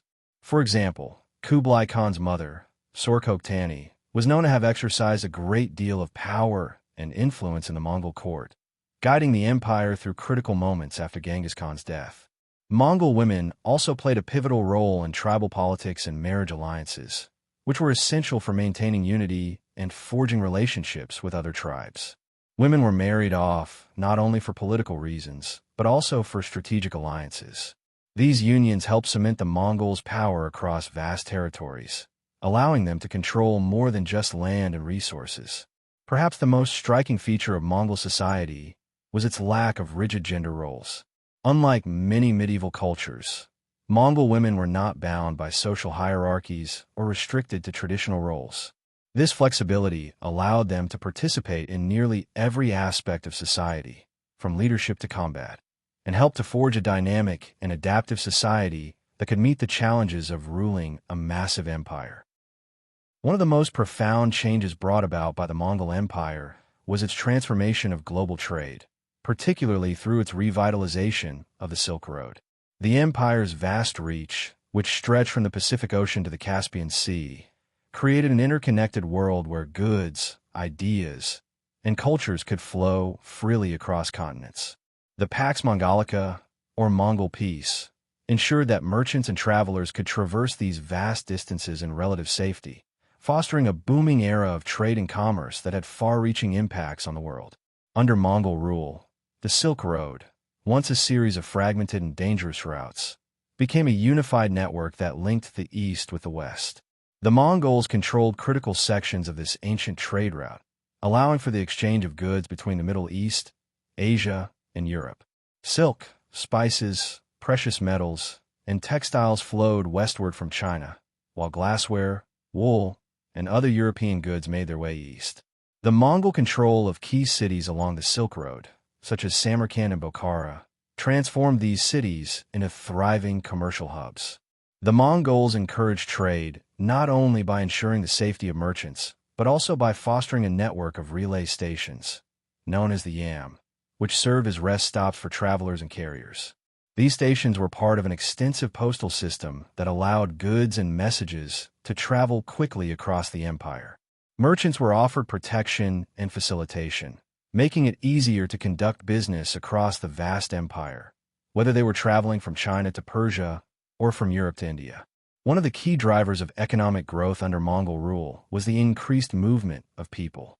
Many artisans, engineers, and scholars from across the empire were invited to settle in major cities such as Karakoram and Hangzhou.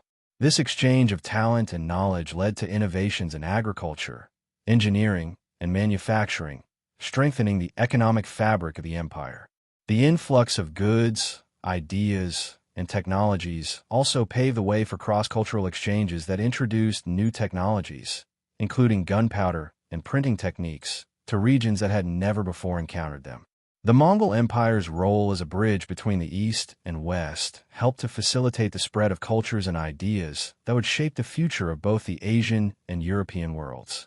The exchange of knowledge, including advances in medicine, mathematics, and astronomy, left a lasting imprint on the intellectual and scientific development of these civilizations. In essence, the Mongols transformed the Silk Road into a global trade network, spurring an age of economic prosperity and cultural exchange that would reverberate for centuries. The legal system established by Genghis Khan and his successors was one of the most significant and enduring features of Mongol governance. Although the Mongols were known for their military prowess, it was their innovative approach to law and order that helped sustain the vast Mongol Empire and facilitated the empire's smooth administration. Genghis Khan sought to create a unified legal code that would apply across his empire, a monumental task considering the immense diversity of cultures, religions, and languages under Mongol control. At the core of this legal system was the Yasa, a set of laws and decrees that governed every aspect of Mongol life. The Yasa was not a written code, but rather an oral tradition passed down through the Mongol leadership. It was a code of conduct that was meant to ensure order, discipline, and loyalty among the Mongol tribes and across the empire. It included laws on everything from military service and taxation to family relations and religious practices. While the Yasa was designed to create uniformity across the empire, it was also flexible enough to allow for local customs and traditions, thus accommodating the diverse cultures within the Mongol territories. One of the key principles of the Yasa was strict adherence to loyalty. Betrayal, whether it came from a soldier abandoning his post or a noble failing to support the Khan, was met with harsh punishment. This commitment to loyalty extended beyond the battlefield. Social and political loyalty was equally important, and violations of this principle could lead to severe consequences, including death. Genghis Khan's focus on loyalty was instrumental in creating a highly disciplined and efficient military and political system. Another notable aspect of the Mongol legal system was its religious tolerance.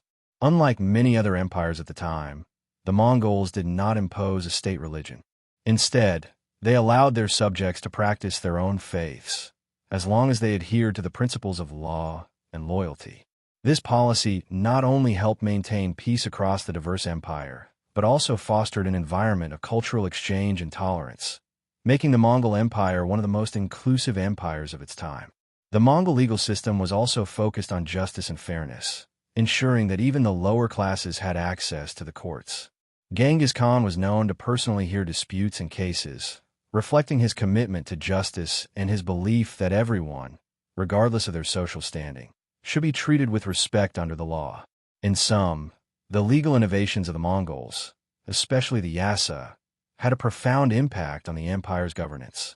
By creating a legal system that prioritized order, loyalty, religious freedom, and justice, Genghis Khan and his successors ensured the stability and longevity of one of history's greatest empires. In 1227, Genghis Khan, the legendary founder of the Mongol Empire, passed away. His death marked the end of an era, but the empire he had built continued to thrive under the leadership of his successors. Genghis Khan's passing was a moment of profound loss for the Mongols, as he had been the unifying force behind their meteoric rise. However, the Mongol Empire was structured in such a way that it could endure his death, and his legacy would be carried on by his sons and grandsons. The exact cause of Genghis Khan's death remains a subject of historical debate. Some sources suggest he fell off his horse while campaigning in the Xia region and succumbed to injuries, while others claim he died of natural causes. Whatever the cause, the empire that he had forged remained intact, and the transition of power was set in motion. One of the most critical aspects of Genghis Khan's leadership was his ability to ensure succession. He had spent years preparing his heirs for leadership, and his sons, Jebe, Chagatai, Ogedai, and Talyui, were groomed for governance and military command. Although Genghis Khan did not officially designate a successor before his death, he had placed his trust in Ogedi Khan, his third son, to take the throne. Ogedi had been a trusted military commander and a key figure in the Mongol administration, and his appointment as Great Khan was relatively smooth compared to other empires where succession often led to bloody struggles for power. The passing of Genghis Khan also prompted a re-evaluation of Mongol governance. While Genghis had been an absolute ruler, his death presented an opportunity for political decentralization. The Mongol Empire was divided into khanates, each ruled by one of Genghis Khan's descendants. The empire was split into four major regions: the Khanate of the Great Khan in China, the Khanate of the Golden Horde in Russia, the Chagatai Khanate in Central Asia, and the Ilkhanate in Persia. While Genghis Khan had established an empire built on loyalty, merit, and military might, the Mongols now faced the challenge of maintaining unity and stability under the leadership of his heirs. The vastness of the empire, combined with the diverse cultures and traditions within it, required skillful diplomacy and governance. Ogedi, the new Great Khan, was poised to build on his father's legacy, but the challenges ahead would be monumental. After the death of Genghis Khan in 1227, his son Ogedi Khan assumed the title of Great Khan, becoming the ruler of the Mongol Empire. Ogedi's ascension to the throne marked the beginning of a new chapter for the Mongols. His rule was defined by both continuity and expansion. Ogedi, although not as legendary as his father, was an able ruler who capitalized on the groundwork laid by Genghis Khan. Ogedi's first major achievement was to continue his father's work of empire building. Under his leadership, the Mongol Empire expanded even further, and Ogedi's military campaigns extended Mongol dominance into Eastern Europe, Persia, and China. The Mongols launched a massive invasion into Europe, particularly targeting the Kievan Rus, and by 1241, the Mongols had decisively defeated European armies at the Battle of Mohi. This victory solidified Mongol control over Russia, making the region part of the Golden Horde. At the same time, Ogedi's forces pressed further into Persia, where they would eventually establish the Ilkhanate, and they also targeted the Song dynasty in southern China. One of Ogedi's most significant campaigns was his continued siege of the Song capital, Hangzhou, and other key cities, setting the stage for Mongol domination over China. Domestically, Ogedi's rule was marked by significant administrative and economic reforms. He focused on consolidating Mongol rule over the vast territories his father had conquered. Ogedi worked to organize the empire, establishing a more centralized system of governance. He continued the policies of religious tolerance and cultural exchange, allowing people from different faiths to live in harmony, contributing to the cultural richness of the Mongol Empire. Ogedi also recognized the importance of infrastructure in maintaining a sprawling empire. Under his reign, the Yam postal system was expanded, allowing for more efficient communication and trade across the empire. This helped to facilitate trade along the Silk Road, ensuring that goods and ideas continued to flow across Eurasia. While Ogedi was successful in expanding the Mongol Empire and implementing vital reforms, his reign was not without challenges. There were internal struggles for power, and the demands of such a vast empire put a strain on Mongol resources. Despite these difficulties, Ogedi laid the groundwork for further expansion and established a stable foundation for his successors, including Kublai Khan, who would later take the reins of the Mongol Empire. Kublai Khan, the grandson of Genghis Khan, would eventually rise to become one of the most famous rulers in Mongol history. Born in 1215, Kublai grew up in an empire already vast and powerful, but he also faced the heavy burden of being the heir to a legacy that stretched across continents. The early years of Kublai's life were spent in the shadow of his grandfather's immense achievements, but he was determined to prove himself as more than just a successor. He aimed to be a transformative ruler in his own right. Kublai's formative years were marked by the tension between the Mongol nomadic traditions and the more settled, sophisticated world of China, a region that would eventually become the heart of his empire. Unlike many of his predecessors, Kublai was deeply interested in Chinese culture, philosophy, and governance. While his ancestors had sought to conquer and control China, Kublai saw an opportunity to integrate Mongol rule with Chinese institutions, a vision that would later define his reign. Early in his life, Kublai was groomed for leadership. He was educated in the ways of both Mongol and Chinese governance, learning about Mongol military tactics from a young age, as well as Chinese bureaucratic systems. This dual education would serve him well when it came time to rule. In 1251, after the death of his brother Ogdi, Kublai was named the Khan of the Mongol Empire's Chinese territories. This position allowed him to focus on consolidating Mongol power in the south, where the Song dynasty was still holding out against Mongol forces. Kublai's path to becoming Great Khan was not immediate. After the death of Ogdi, the Mongol Empire was thrown into a period of political instability and internal conflict over succession. Kublai faced strong opposition from other members of the Mongol royal family, including his cousin Erik Bok, who also vied for the title of Great Khan. The struggle for the throne, known as the Talyuid Civil War, would last for several years and test Kublai's leadership, strategy, and resolve.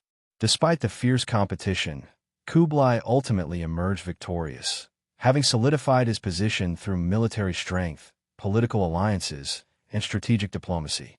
His victory marked the beginning of a new era for the Mongol Empire, one in which China would be at the center of Mongol rule. Kublai's early experiences, his exposure to both Mongol traditions and Chinese governance, would profoundly shape his reign as Great Khan. He was not only a conqueror, but also a ruler who sought to integrate and govern the diverse lands of the Mongol Empire with a focus on cultural harmony and administrative reform.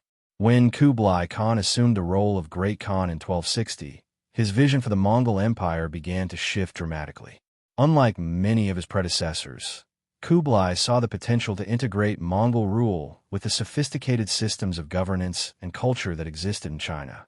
While the Mongol Empire had initially been established through military conquest, Kublai sought to solidify its place through administrative reforms and cultural assimilation, particularly in China.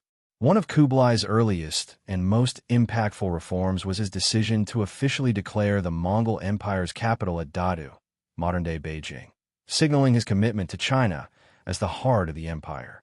This marked a profound departure from the earlier Mongol rulers, who had established their capitals in the steppes or regions further west. By establishing Dadu as the capital, Kublai signaled that the Mongol Empire was no longer just a nomadic force.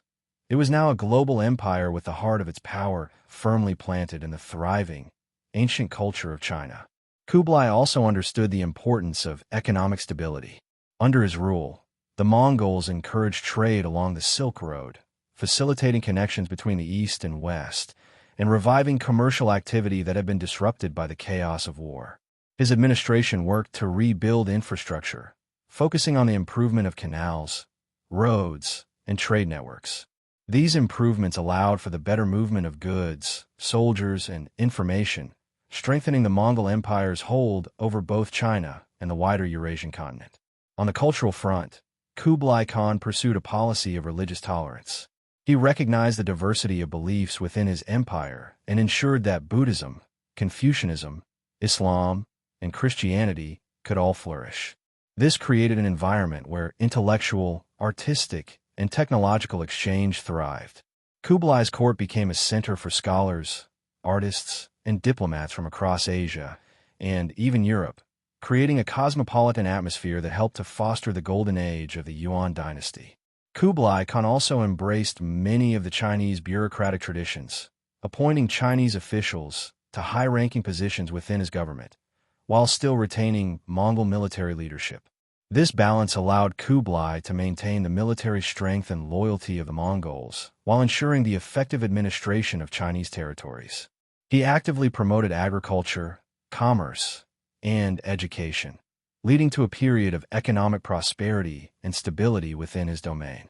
Kublai Khan's vision for China was one of integration, where the Mongol rulers and Chinese culture could coexist and complement one another. His ability to reconcile these two worlds would leave a lasting legacy in the history of the Mongol Empire and in China's development. Kublai Khan's reign is often remembered for his administrative reforms and his efforts to integrate Mongol rule into Chinese society, but was also marked by ambitious military campaigns, most notably the attempted invasions of Japan. These invasions would prove to be one of the most significant military failures of the Mongol Empire, and they highlighted the limits of Mongol power. In 1274, Kublai Khan ordered the first Mongol invasion of Japan, hoping to expand his empire into the islands of East Asia. At the time, Japan was ruled by the Kamakura shogunate, which was relatively isolated and unprepared for a Mongol assault. Kublai's invasion force, which included Mongol soldiers, Korean allies, and Chinese mercenaries, landed on the island of Kyushu with the intention of establishing a Mongol foothold. However, the invasion was met with fierce resistance from the Japanese, who were skilled in the art of defense and swordsmanship. The Mongols were initially successful in landing their forces and fighting their way through Japanese defenses, but the campaign soon faltered due to a combination of factors, including logistical challenges, tough terrain, and the Japanese military's determination. The weather also played a significant role, as a powerful typhoon, known as the kamikaze, or divine wind, sank much of the Mongol fleet and forced them to retreat. The invasion was a failure, and Kublai Khan's forces were forced to withdraw, suffering significant losses. Undeterred, Kublai Khan launched a second invasion of Japan in 1281, sending an even larger fleet with an estimated 140,000 soldiers. This invasion, too, ended in disaster. The Mongols once again faced intense resistance from the Japanese defenders, who used samurai tactics and fortified positions to repel the invaders. Once again, a typhoon struck, destroying the Mongol fleet and forcing Kublai Khan to abandon his ambitions in Japan. These failures were a significant blow to the Mongol Empire. The limits of Mongol power became evident in Japan, where the naval superiority of the Mongols was undermined by Japan's natural defenses and the tenacity of its defenders. The kamikaze typhoons were seen by the Japanese as a divine intervention, reinforcing the belief that Japan was protected by the gods from foreign invaders. Despite these setbacks, Kublai Khan's legacy remained strong. His ambitions had reached far beyond the steppes in China, but Japan's resilience served as a reminder that even the mightiest empire had its limits. In 1271, Kublai Khan officially established the Yuan dynasty, marking the beginning of Mongol rule over all of China. This event represented the culmination of years of military campaigns, administrative reforms, and Kublai's own vision for a unified empire that could blend Mongol traditions with the ancient, sophisticated culture of China. The founding of the Yuan dynasty was not just a political achievement, but a symbolic victory. It marked the first time in Chinese history that the country was ruled by a non-Han Chinese dynasty. Kublai Khan's decision to establish the Yuan dynasty was a major departure from Mongol practices. While earlier Mongol rulers, including Genghis Khan, had emphasized nomadic traditions and military conquest, Kublai sought to govern with the full power and prestige of a Chinese imperial system. He officially declared himself the Emperor of China and adopted many aspects of traditional Chinese governance, including the Confucian administrative system, which emphasized bureaucracy, hierarchy, and merit-based appointments. One of Kublai's most important actions as emperor was his reorganization of Chinese society. He established a centralized government that replaced the traditional Chinese bureaucratic elite with a mix of Mongol and Chinese officials. While the Mongols held the top positions of power, the Chinese bureaucracy was gradually integrated into the empire, allowing Kublai to balance Mongol and Chinese governance structures. This helped maintain order in a society that was used to Chinese traditions while allowing Mongol rule to be firmly established. Kublai also sought to integrate the Mongol Empire with Chinese culture, encouraging Confucian scholars and Buddhist monks to play important roles in his court. He promoted religious tolerance, ensuring that all faiths, Buddhism, Taoism, Islam, and Christianity, were able to flourish. His patronage of the arts, literature, and scientific research helped to preserve and enrich Chinese culture under Mongol rule. Kublai's court became a vibrant center of intellectual exchange, attracting scholars and artists from across the empire. Kublai Khan also made significant efforts to rebuild China's infrastructure. He invested in improving the Grand Canal and created new systems for taxation and administration, which contributed to a period of economic growth and prosperity. The establishment of the Yuan dynasty created a more unified and stable China than it had seen in centuries, though challenges remained, including regional rebellions and the difficulty of managing such a vast and diverse empire. Kublai's reign marked the beginning of Mongol rule over China, which would continue under the Yuan dynasty for nearly a century. Though the dynasty would eventually fall, Kublai Khan's vision and reforms left an indelible mark on the history of China and the Mongol Empire. Kublai Khan's rule not only marked the unification of China under Mongol control, but also saw the Mongol Empire engage in significant diplomatic relations with the West. One of the most famous aspects of Kublai's reign was his relationship with the European world, particularly his interactions with the Venetian traveler Marco Polo. Marco Polo's journey to the Mongol Empire became one of the most legendary tales of East-West interaction, and it is through Polo's accounts that much of the West came to know about the splendor and complexity of Kublai Khan's court. The relationship between Kublai Khan and the West began when Kublai received several envoys from European leaders, eager to open diplomatic and trade relations with the Mongols. Kublai Khan, a shrewd ruler, recognized the economic benefits of establishing trade networks between the East and the West. He was keen to encourage communication between Europe and the Mongol Empire, which spanned vast territories from the Pacific Ocean to the Middle East. Kublai's vision was not just about military conquest. He wanted to create an interconnected world where commerce, ideas, and cultural exchanges could flourish. The famous Polo family, particularly Marco Polo, was one of the most prominent Western families to travel to the Mongol Empire. Marco, along with his father and uncle, made the long and perilous journey to Kublai's court in 1266, when Marco was only a teenager. The Polo family was received warmly by Kublai, who saw the potential in forging ties with Europe. Marco Polo, during his time in Kublai's court, became a trusted confidant and even a government official, working as an envoy for Kublai Khan and traveling extensively across the empire. Marco Polo's accounts of his time in the Mongol Empire offer a rare glimpse into Kublai Khan's court and the way he ruled over China. Polo's descriptions of the Yuan dynasty's capital, Hidu, modern-day Beijing, and the luxury of Kublai's court fascinated Europe, where many could hardly imagine such an advanced and sophisticated empire. Marco Polo wrote about the Mongol postal system, the empire's impressive infrastructure, and the wealth of the court, which had access to goods and riches from all over the known world. Kublai Khan's willingness to engage with the West marked a new chapter in East-West relations, laying the groundwork for future trade and diplomatic exchanges. The connection between the Mongols and Europe during Kublai's reign helped facilitate the Silk Road trade, which brought ideas, goods, and technologies from east to west, and vice versa. While Polo's account was often met with skepticism in Europe, it nonetheless sparked fascination and curiosity about the Mongol Empire and its remarkable ruler.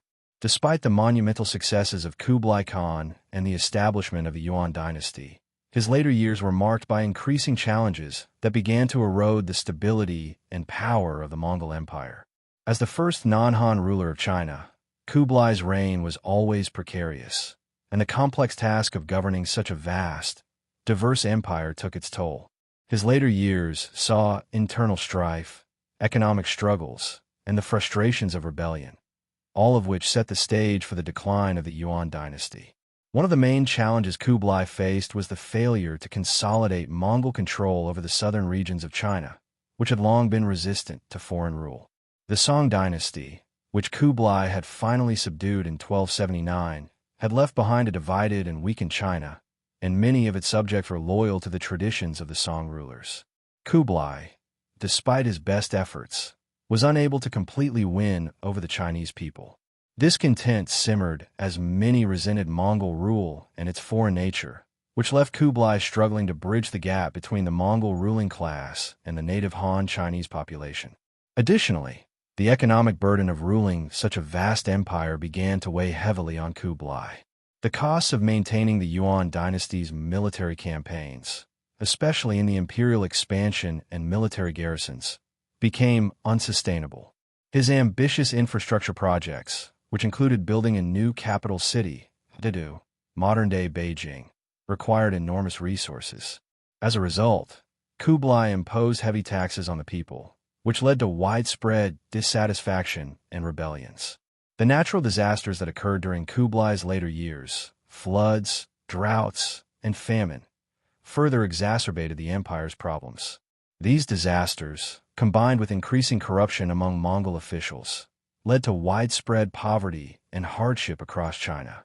Kublai Khan, once a vibrant and powerful ruler, now found himself battling the economic decline and political discontent that plague his empire. Moreover, Kublai's health began to deteriorate in his later years, which added to his struggles in maintaining control over the empire. As his vitality weakened, the loyalty of his officials and generals began to wane, and his empire began to fracture. Though Kublai's grandsons would continue to rule, the Yuan dynasty was unable to withstand the growing pressures. An internal rebellion would eventually lead to its downfall in the early 14th century. Despite these challenges, Kublai Khan's reign is remembered as one of remarkable accomplishment, particularly in his ability to integrate Mongol rule with Chinese traditions, his economic reforms, and his vision of a global empire. However, by the end of his life, the cracks in the foundation of the Yuan dynasty were already showing, leading to the eventual rise of the Ming dynasty. Kublai Khan's legacy as a ruler of the Yuan dynasty and a pivotal figure in Chinese history is both profound and complex. His reign marked a transformative period for China, as the Mongols were able to integrate their nomadic roots with the sophisticated, ancient culture of China. Despite his successes, however, Kublai's later years were characterized by increasing instability, and after his death in 1294, the empire began to unravel. The Mongol rule over China, which had begun with so much promise, slowly crumbled under the weight of internal strife, rebellion, and economic troubles.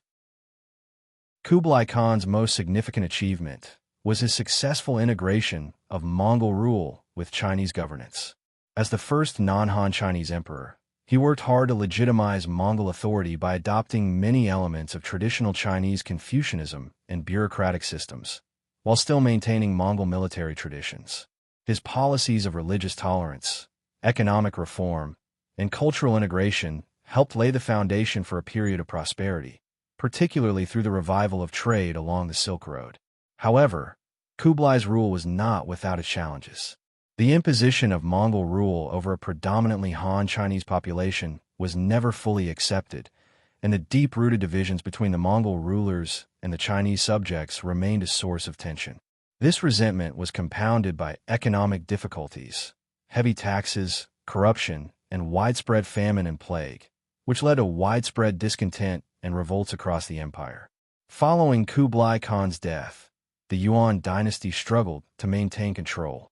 Successive emperors were unable to deal effectively with the growing internal and external pressures. Rebellions and civil unrest began to spread across the empire, particularly in the southern regions, where the Ming dynasty's rebellions started to gain momentum. The White Lotus Rebellion in the late 14th century was one of the major uprisings that contributed to the fall of Mongol rule in China. These rebellions, combined with the continued economic decline, eventually led to the collapse of the Yuan dynasty. In 1368, after years of internal strife, the Ming dynasty successfully overthrew the Yuan dynasty, marking the end of Mongol rule in China. Despite this, the Mongols' influence on Chinese culture and governance endured. Kublai Khan's reign had established lasting trade routes, cultural exchanges, and a centralized administrative system, all of which would have a lasting impact on China long after the Mongols were gone. Kublai Khan's legacy, however, is not just about the empire he built. It's about his vision for a world that was interconnected and diverse, a vision that allowed East and West to engage in cultural exchange, trade, and diplomacy. Though his empire ultimately fell, the foundations he laid continue to shape both China and the broader world for generations. Kublai Khan's death in 1294 marked the end of an era for the Mongol Empire, which had reached its greatest extent under his leadership. While Kublai had successfully integrated Mongol and Chinese traditions and built a robust empire, his death triggered a series of events that set the stage for the decline and eventual fragmentation of the Mongol Empire. Unlike his grandfather, Genghis Khan, who had been able to establish a clear line of succession, Kublai's passing left behind a fractured empire, divided among his heirs, each of whom sought to maintain their own territories and power. Kublai Khan's empire, the Yuan dynasty in China, was one of the four primary Mongol khanates that made up the vast Mongol Empire, and upon his death, the unity of the empire began to unravel. His descendants, though talented in their own right, lacked the charisma and leadership that had once bound the Mongol Empire together. His grandsons and sons inherited significant portions of the empire, but struggled to maintain the same level of control and cohesion that Kublai had achieved. Internal conflict and political divisions began to take root, creating tensions between different factions within the Mongol leadership. In the Yuan Khanate, Kublai's heirs continued to rule, but they were confronted with growing rebellions, economic difficulties, and discontent among the Han Chinese population. The Mongol elites, though dominant politically, were often seen as foreign rulers by the native Chinese. This resentment, combined with high taxes, economic instability, and a series of natural disasters, weakened the central authority of the Yuan dynasty, which had once seemed so secure under Kublai's rule. At the same time, the other Mongol Khanates, the Ilkhanate in Persia, the Golden Horde in Russia, and the Chagatai Khanate in Central Asia, began to experience their own set of challenges. The lack of a single, strong leader to unite them led to the fragmentation of Mongol authority. In each of these Khanates, local rulers became more autonomous and less dependent on the central authority of the Great Khan. This decentralization eroded the unity that had once been the hallmark of Mongol governance. By the early 14th century, it became clear that the Mongol Empire was no longer a unified force. The division of power between Kublai Khan's successors contributed to the weakening of Mongol control, and the once great empire began its slow decline, paving the way for the rise of regional powers and the eventual collapse of the Mongol Empire. After Kublai Khan's death in 1294, the Yuan dynasty faced increasing challenges, leading to its eventual collapse. Though Kublai had managed to maintain a level of stability in China through his rule, his successors were unable to hold the empire together. The growing internal conflicts, economic instability, and discontent among the Chinese population all contributed to the weakening of the Yuan dynasty, which had once been a symbol of Mongol strength and unity.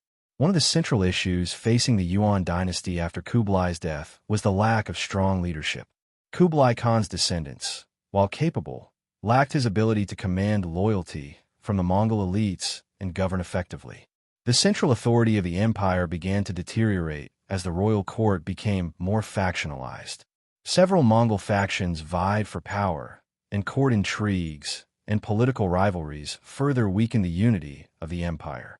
In addition to these internal conflicts, the continuing struggle between Mongols and Chinese also created a sense of division, with the Mongol rulers seen as foreign oppressors by many of the native Han Chinese. Economically, the Yuan dynasty was burdened by heavy taxes, corruption, and a series of natural disasters, including floods, droughts, and plague, that devastated agricultural production. The Mongol elite, who were largely based in the north, continued to extract wealth from the southern Chinese provinces through taxation and tribute. This heavy economic strain led to widespread peasant uprisings and rebellions, further destabilizing the empire. The White Lotus Rebellion in the early 14th century was one of the most significant uprisings, and it reflected the growing discontent within the empire. The rebellion was initially a religious movement, but it quickly grew into a massive rebellion against Mongol rule. By 1368, the Red Turban Rebellion, which was inspired by the White Lotus, succeeded in overthrowing the Yuan dynasty, forcing the Mongols to retreat to the north. The fall of the Yuan dynasty marked the end of Mongol rule in China and the rise of the Ming dynasty. However, the collapse of the Yuan was not just the result of military defeats. It was also a consequence of internal divisions, economic distress, and the inability of the Mongol rulers to effectively govern such a vast, diverse empire. Despite the Yuan dynasty's fall, its legacy lived on. The Mongols had established a period of cultural exchange, revived the Silk Road, and influenced trade and administration across China. However, by the mid-14th century, the dynastic cycle of China had once again taken its course, and the Ming dynasty would emerge to fill the vacuum left by the Mongols. In 1368, the Mongol-controlled Yuan dynasty came to an abrupt end, marking the conclusion of Mongol rule in China. The Red Turban Rebellion, fueled by the White Lotus Society and a growing dissatisfaction with Mongol rule, led to the overthrow of the Yuan rulers and the establishment of the Ming dynasty under Zhu Yuanzhang. who would become the first Emperor Taizu of the Ming. The fall of the Yuan dynasty was not a sudden event, but the culmination of years of political instability, economic distress, and rebellions. Despite the economic prosperity and cultural exchanges under the Mongol rulers, the later years of the Yuan saw widespread discontent among the Chinese population, especially in the south. The Mongol rulers, who had initially made efforts to integrate with Chinese traditions, became increasingly detached from the people they governed, further alienating the Han Chinese majority. The heavy taxes imposed to fund the empire's military campaigns and infrastructure projects only worsened the situation, while the Mongol elite's preference for their own nomadic traditions made them appear out of touch with Chinese society. The Ming dynasty's rise marked a return to native Chinese rule, and Zhu Yuanzhang's victory over the Mongols was seen as the beginning of a new era for China.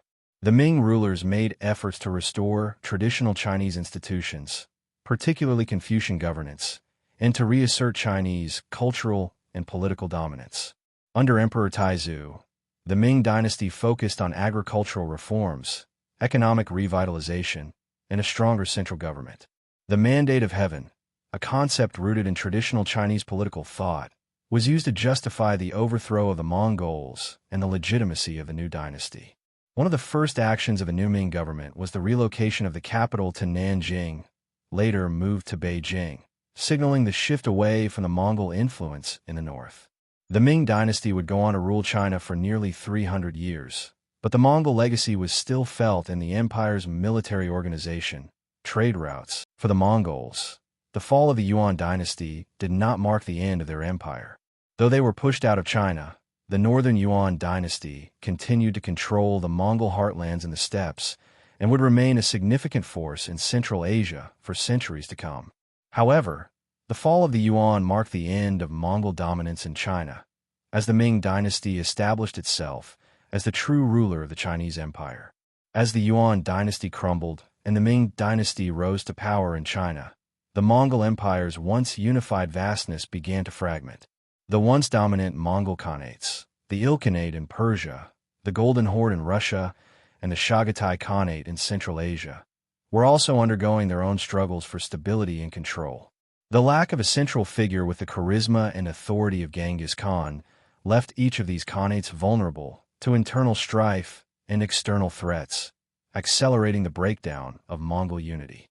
The Golden Horde, which controlled much of Russia and the steppe region, began to weaken in the early 14th century. After the death of Uzbek Khan in 1341, a period of succession disputes and leadership crises led to the fragmentation of the Golden Horde. Regional leaders in Russia and the Crimean Khanate began to assert their independence, while the political centralization of the Golden Horde eroded. By the mid-15th century, Muscovy, Moscow, emerged as the dominant power in Russia, eventually liberating itself from Mongol control with the rise of Ivan III, Ivan the Great, who effectively ended Mongol suzerainty over Russia in 1480. To the south, the Ilkhanate, which controlled much of Persia and parts of the Middle East, also suffered from fragmentation after the death of Abu Sa'id in 1335. The collapse of central authority in the Ilkhanate led to the emergence of regional rulers and dynasties, including the Timurid Empire under Tamerlane, which would come to dominate much of Central Asia in the 14th century. The fragmentation of the Ilkhanate heralded the end of Mongol dominance in the region and allowed for the rise of new powers that would shape the future of the Middle East and Central Asia. In the Chagatai Khanate, located in Central Asia, the divide between the eastern and western parts of the Khanate worsened. The western Chagatai Khanate eventually gave rise to the Timurid Empire under Tamerlane, while the eastern Chagatai Khanate broke into smaller, often warring, factions. The fall of the Chagatai Khanate was a slow and fractured process, with the region succumbing to the influence of emerging powers and internal rebellions. By the end of the 14th century, the Mongol Empire had all but disintegrated. The once mighty Khanates, while maintaining some level of influence, were no longer united under one banner.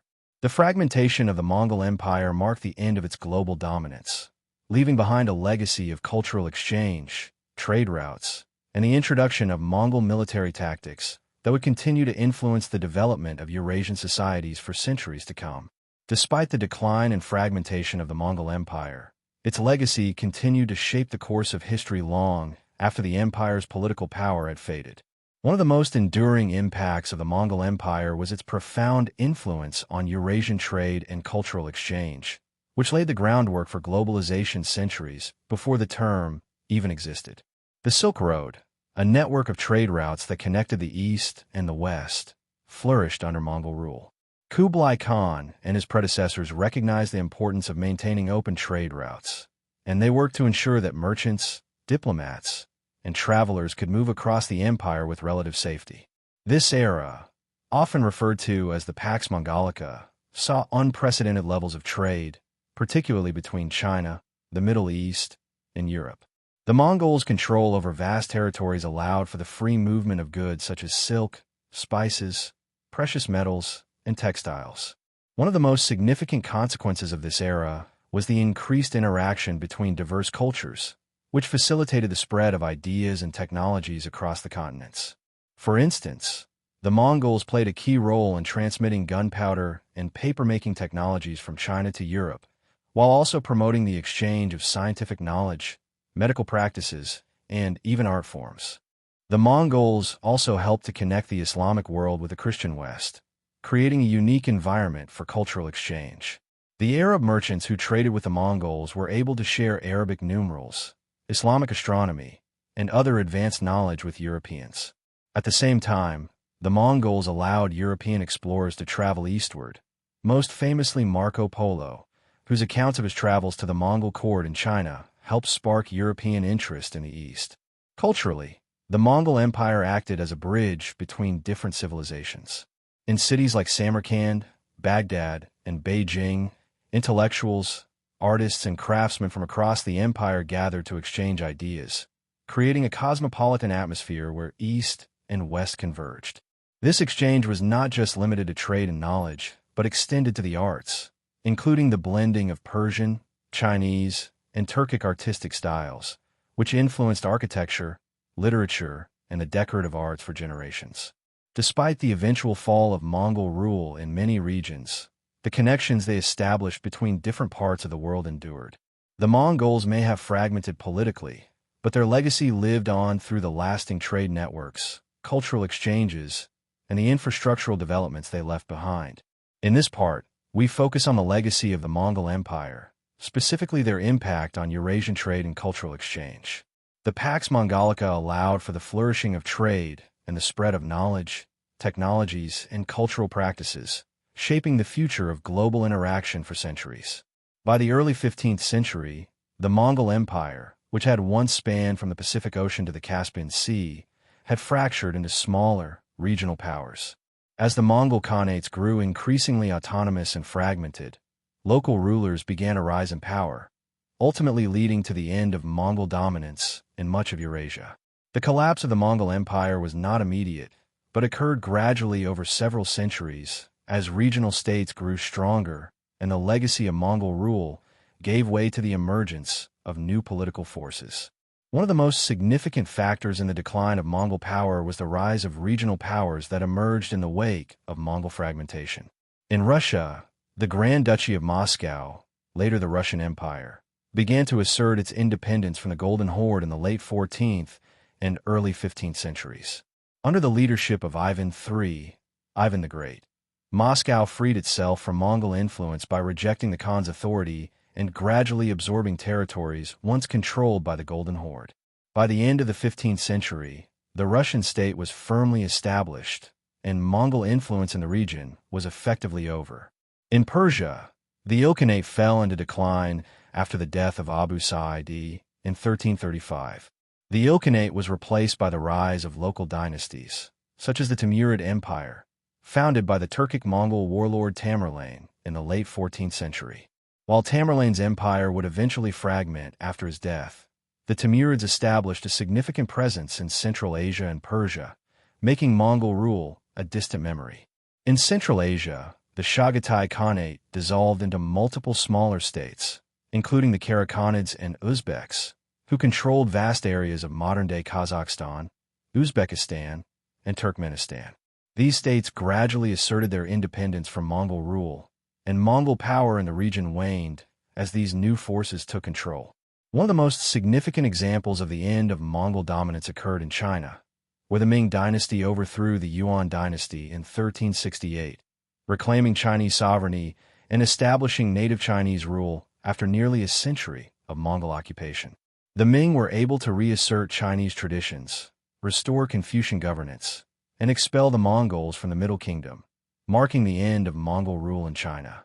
While the Mongols retained control over the steppes and parts of Central Asia, their imperial dominance had eroded.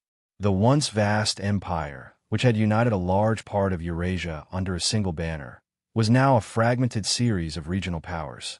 The rise of new empires and states in the wake of Mongol decline marked a shift in the balance of power in Eurasia, ending Mongol supremacy and paving the way for the next great powers in world history. Although the Mongol Empire eventually fragmented and lost its political dominance in the 14th and 15th centuries, its legacy endures to this day in many aspects of global history. The Mongol Empire, at its height, was one of the most culturally and militarily influential empires ever to have existed, and the changes it brought to the world left an indelible mark on the societies it once ruled. One of the most significant contributions of the Mongols was their role in the globalization of the medieval world. The Pax Mongolica, the period of relative peace and stability brought about by Mongol rule, allowed for the flourishing of trade and cultural exchanges between Europe, Asia, and the Middle East. The Mongols revitalized the Silk Road, opening up new routes for goods, ideas, and technologies to move freely across Eurasia. This facilitated the exchange of goods such as silk, spices, and precious metals, but also more important exchanges like scientific knowledge, philosophies, and artistic traditions. The Mongols' impact on trade was particularly important for the development of European economies. They not only facilitated trade, but also introduced new technologies from China to Europe, including gunpowder, printing, and compasses. These innovations had a profound impact on European development, particularly in terms of military strategy, communication, and navigation. The transfer of these technologies helped catalyze the Renaissance in Europe and transformed global military and technological development. Culturally, the Mongols played an important role in the transfer of knowledge between different civilizations. The Mongol Empire created an environment of religious tolerance, which allowed for the coexistence of various belief systems, including Buddhism, Islam, Christianity, and shamanism. This openness led to an exchange of intellectual ideas and scientific advancements that would have otherwise been restricted by the political boundaries of the time. The Mongol system of administration, including their use of postal systems, efficient tax collection, and bureaucratic management, influenced future empires. Many later states, including the Ottoman Empire and even Ming China, incorporated elements of Mongol governance into their own systems. Though the Mongols ultimately lost political control over the vast territories they once ruled, their legacy in shaping Eurasian culture, trade, and governance is undeniable. Today, the impact of their empire is still felt, not just in the lands they conquered, but in the globalized world that they helped to create. The Mongol Empire's impact on global trade is one of its most enduring and influential legacies. At its height, the empire spanned vast territories, from the Pacific Ocean to Eastern Europe, connecting regions that had long been isolated from one another. This unprecedented territorial reach facilitated the revival and expansion of the Silk Road, a network of trade routes that had once linked China, India, Persia, and the Mediterranean. Under Mongol rule, these routes were safeguarded, leading to a golden age of trade between the East and West. Mongol rulers, particularly Kublai Khan, understood the strategic importance of commerce in maintaining the empire's power and prosperity. The Pax Mongolica, or Mongol peace, allowed merchants, diplomats, and travelers to move freely across the empire without fear of banditry or political barriers. This created an environment where goods, ideas, and technologies could flow freely between the continents. Goods such as silk, spices, porcelain, and tea from China found their way into European markets, while European wool, glassware, and precious metals traveled eastward. This exchange fostered a deep connection between cultures that had previously been worlds apart. The Mongols also facilitated the movement of ideas, including technologies like gunpowder, the printing press, and the compass, which would later revolutionize warfare, communication, and navigation in Europe and beyond. Moreover, the Mongol postal system and the use of relay stations ensured the rapid movement of information and goods, further enhancing the empire's commercial efficiency. Through the Mongols' vision of a unified trade network, the world became more interconnected, laying the foundations for the global economy that would develop in later centuries. One of the most lasting legacies of the Mongol Empire was its role in promoting cultural exchange across vast regions. The Mongol Empire, at its peak, connected an array of diverse civilizations across Eurasia. By facilitating trade, travel, and communication across vast distances, the Mongols created an environment where ideas, philosophies, technologies, and artistic traditions could freely circulate. This intermingling of cultures laid the groundwork for the global exchange of knowledge that would shape history for centuries to come. Under the rule of the Mongols, many intellectuals, scholars, and artists were encouraged to travel between different regions, often welcomed at the Mongol courts. In Persia, China, and the steppes, Mongol rulers facilitated dialogue between scholars of Islamic, Buddhist, Confucian, and Christian traditions, ensuring that each culture had a platform to share its ideas. This cross-pollination led to advancements in science, astronomy, and medicine, and contributed to the flourishing of intellectual pursuits. One of the most significant examples of cultural exchange during Mongol rule was the spread of papermaking and printing technology from China to the West. The Mongol expansion also facilitated the transmission of Arabic numerals and Islamic astronomy to Europe, which would go on to influence Renaissance thinkers and scientists. Art and architecture also saw a fusion of Mongol, Persian, Chinese, and Turkic influences. The Mongol court, particularly under Kublai Khan, became a vibrant center of artistic expression, bringing together artisans from different cultures. This blending of styles helped shape the visual arts in the regions under Mongol control. Through their vast empire, the Mongols left an enduring legacy as cultural mediators who bridged the gap between East and West, creating a foundation for the cultural exchanges that would continue long after their empire's decline. The Mongol Empire also left a significant legacy in the realm of governance and administration. Under the leadership of Genghis Khan and his successors, the Mongols created a highly efficient and innovative system of governance that integrated various cultures, systems, and bureaucratic structures across vast territories. While much of Mongol governance was driven by the military, their approach to managing a multi-ethnic empire introduced several administrative practices that would be adopted by later empires. One of the Mongols' most important contributions to governance was their use of meritocracy. Unlike many contemporary systems that relied on hereditary rulers and aristocratic privilege, the Mongols promoted people based on ability and loyalty. This merit-based system allowed the empire to maintain a highly professionalized military and administration. Key positions in the government were filled by individuals with expertise in specific fields, regardless of their ethnic background. This meritocratic system allowed the Mongols to effectively govern diverse populations from China to Persia and the Middle East. Additionally, the Mongols established a unified legal system, known as the Yasa, that governed their vast empire. While the Yasa was not a codified written law, it was a set of principles and decrees that helped maintain order across the diverse regions of the empire. The Yasa covered a wide range of issues, from military conduct to tax collection, and was instrumental in creating a cohesive administrative system that could function across the vast territories the Mongols controlled. Furthermore, the Mongols created innovative communication systems, like the YAM, a postal relay system that facilitated the fast movement of information, orders, and goods across the empire. This infrastructure allowed the Mongol Empire to respond swiftly to internal and external challenges, ensuring the stability of the empire for a significant period.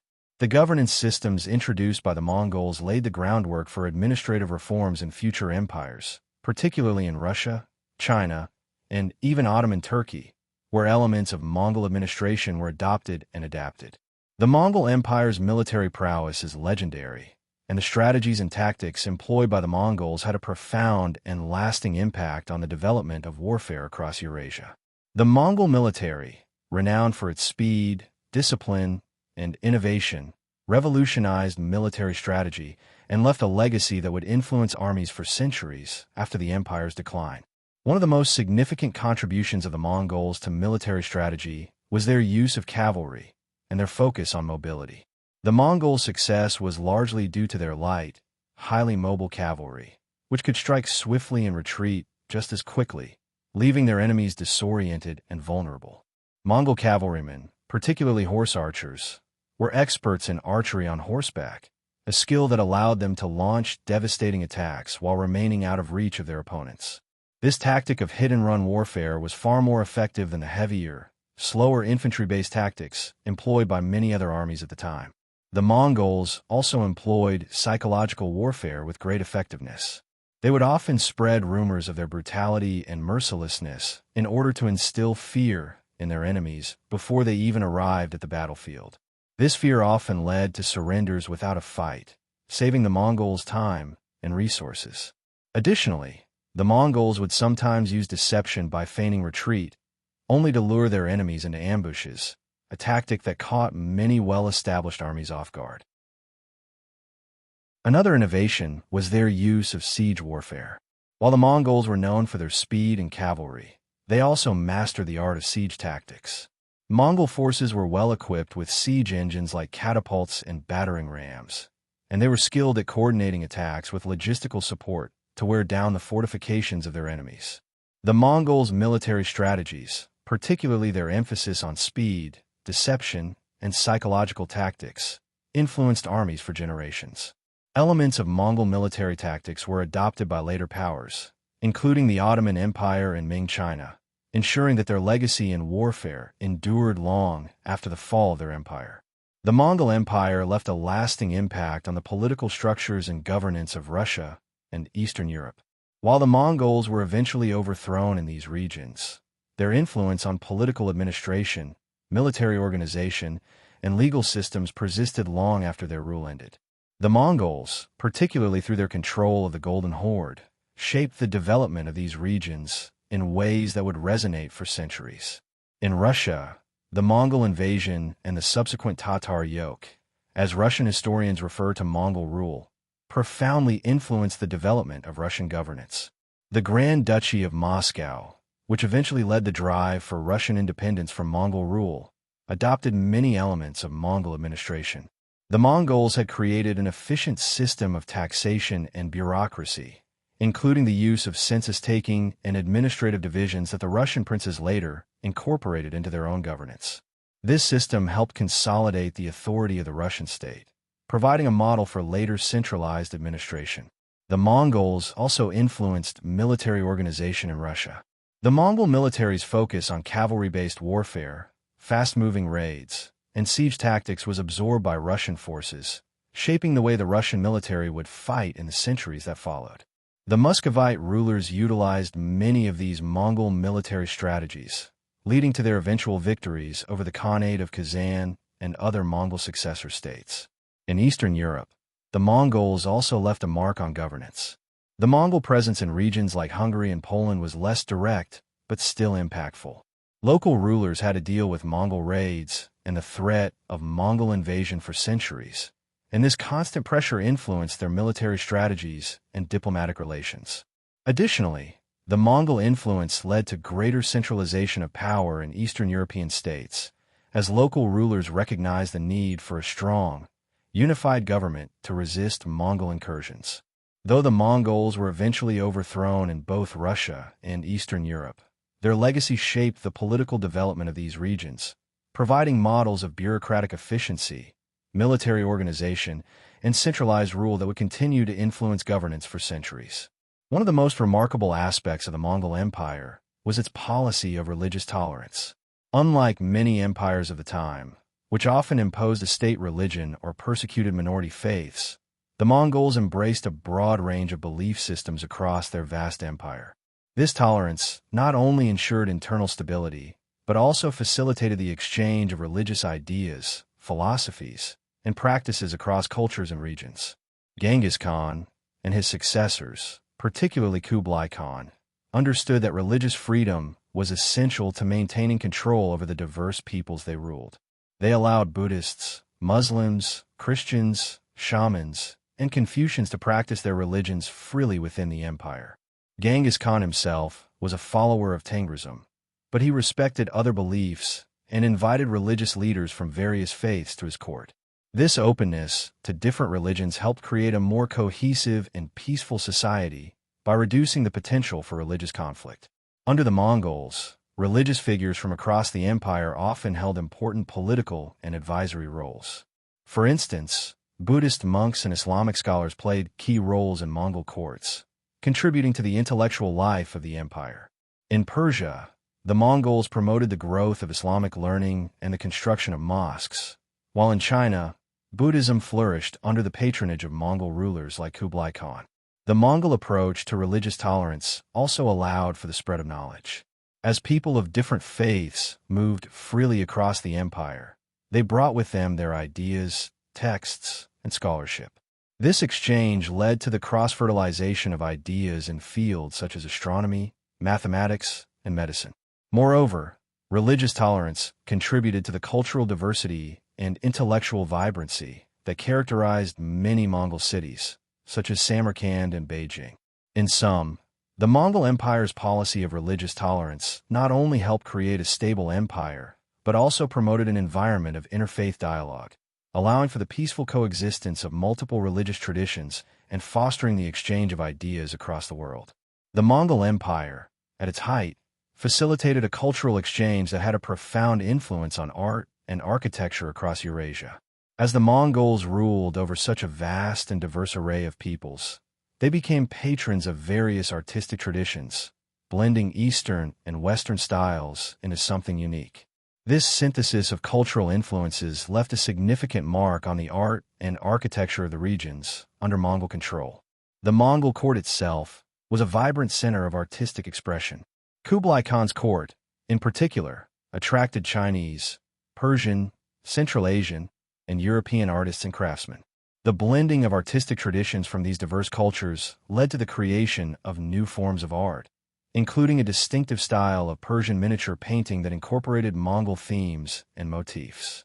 Additionally, the Mongols' interest in military and equestrian arts influenced both decorative arts and functional designs in everyday objects, such as armor and weapons. Mongol rule also significantly influenced the architecture of the empire.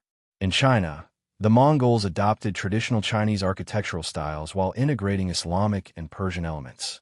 The most prominent example of this fusion is the construction of the Forbidden City in Beijing, which combined Mongol, Chinese, and Central Asian architectural features. The city's design reflected the Mongols' desire to merge the nomadic traditions of the steppes with the settled culture of China, resulting in a unique architectural achievement that blended open spaces with more intricate, permanent structures. In the Middle East, Mongol rulers encouraged the construction of mosques and madrasas, blending Islamic architecture with Mongol influences. These buildings were often characterized by grand domes, minarets, and large courtyards, combining Persian and Turkic styles. The Mongols also fostered the growth of Islamic art, which flourished under their patronage, particularly in areas such as calligraphy, ceramics, and tile work. The Mongol Empire's influence on art and architecture was an important aspect of the empire's legacy, creating a vibrant, multicultural environment that shaped the aesthetic development of several regions. The legacy of the Mongol Empire is still visible in many modern Eurasian states, particularly in Russia, Central Asia, and parts of China. While the Mongol Empire itself may have collapsed by the 14th century, its political, military, and cultural influences persisted, shaping the development of modern states in these regions. In Russia, the Mongol rule, particularly through the Golden Horde, had a long-lasting effect on Russian governance. The Mongol system of centralized control and administration served as a model for Russian Tsars in later centuries. The Mongols' emphasis on taxation, bureaucratic organization, and military strategy influenced the rise of autocratic rule in Russia. The legacy of Mongol rule is particularly evident in Moscow's rise as a dominant power, as the Muscovite princes adopted and adapted Mongol practices to consolidate power and expand their territory. The Russian Orthodox Church also benefited from Mongol rule, as the Mongols allowed religious freedom and granted the Church a significant role in Russian affairs, cementing the Church's influence in Russian politics for centuries. In Central Asia, the Mongols left an indelible mark on the region's cultural and political development. The Timurid Empire, which emerged after the fall of the Ilkhanate, was founded by Tamerlane, a descendant of the Mongols. Tamerlane's empire, though short-lived, continued many Mongol traditions, including the promotion of trade and artistic patronage. Today, the modern states of Kazakhstan, Uzbekistan, and Turkmenistan owe much of their political and cultural heritage to the legacy of the Mongols and their successors. In China, the Ming dynasty eventually replaced the Yuan dynasty after the Mongols were overthrown, but the Mongol influence on Chinese governance, trade, and culture remained. The Mongol postal system, military strategies, and the infrastructure they developed left a lasting imprint on Chinese political organization, even as the Ming reasserted Chinese traditions. The Mongol Empire's influence on Eurasian politics, economics, and culture helped shape the modern political landscape, with its effects still seen in the contemporary states that once formed part of this vast empire. Thanks for watching. If you enjoyed exploring history with us, don't forget to subscribe and turn on notifications for more captivating stories. At Past a Pillow, we bring history to life, making it the perfect companion for a restful sleep. Drop your thoughts or suggestions below.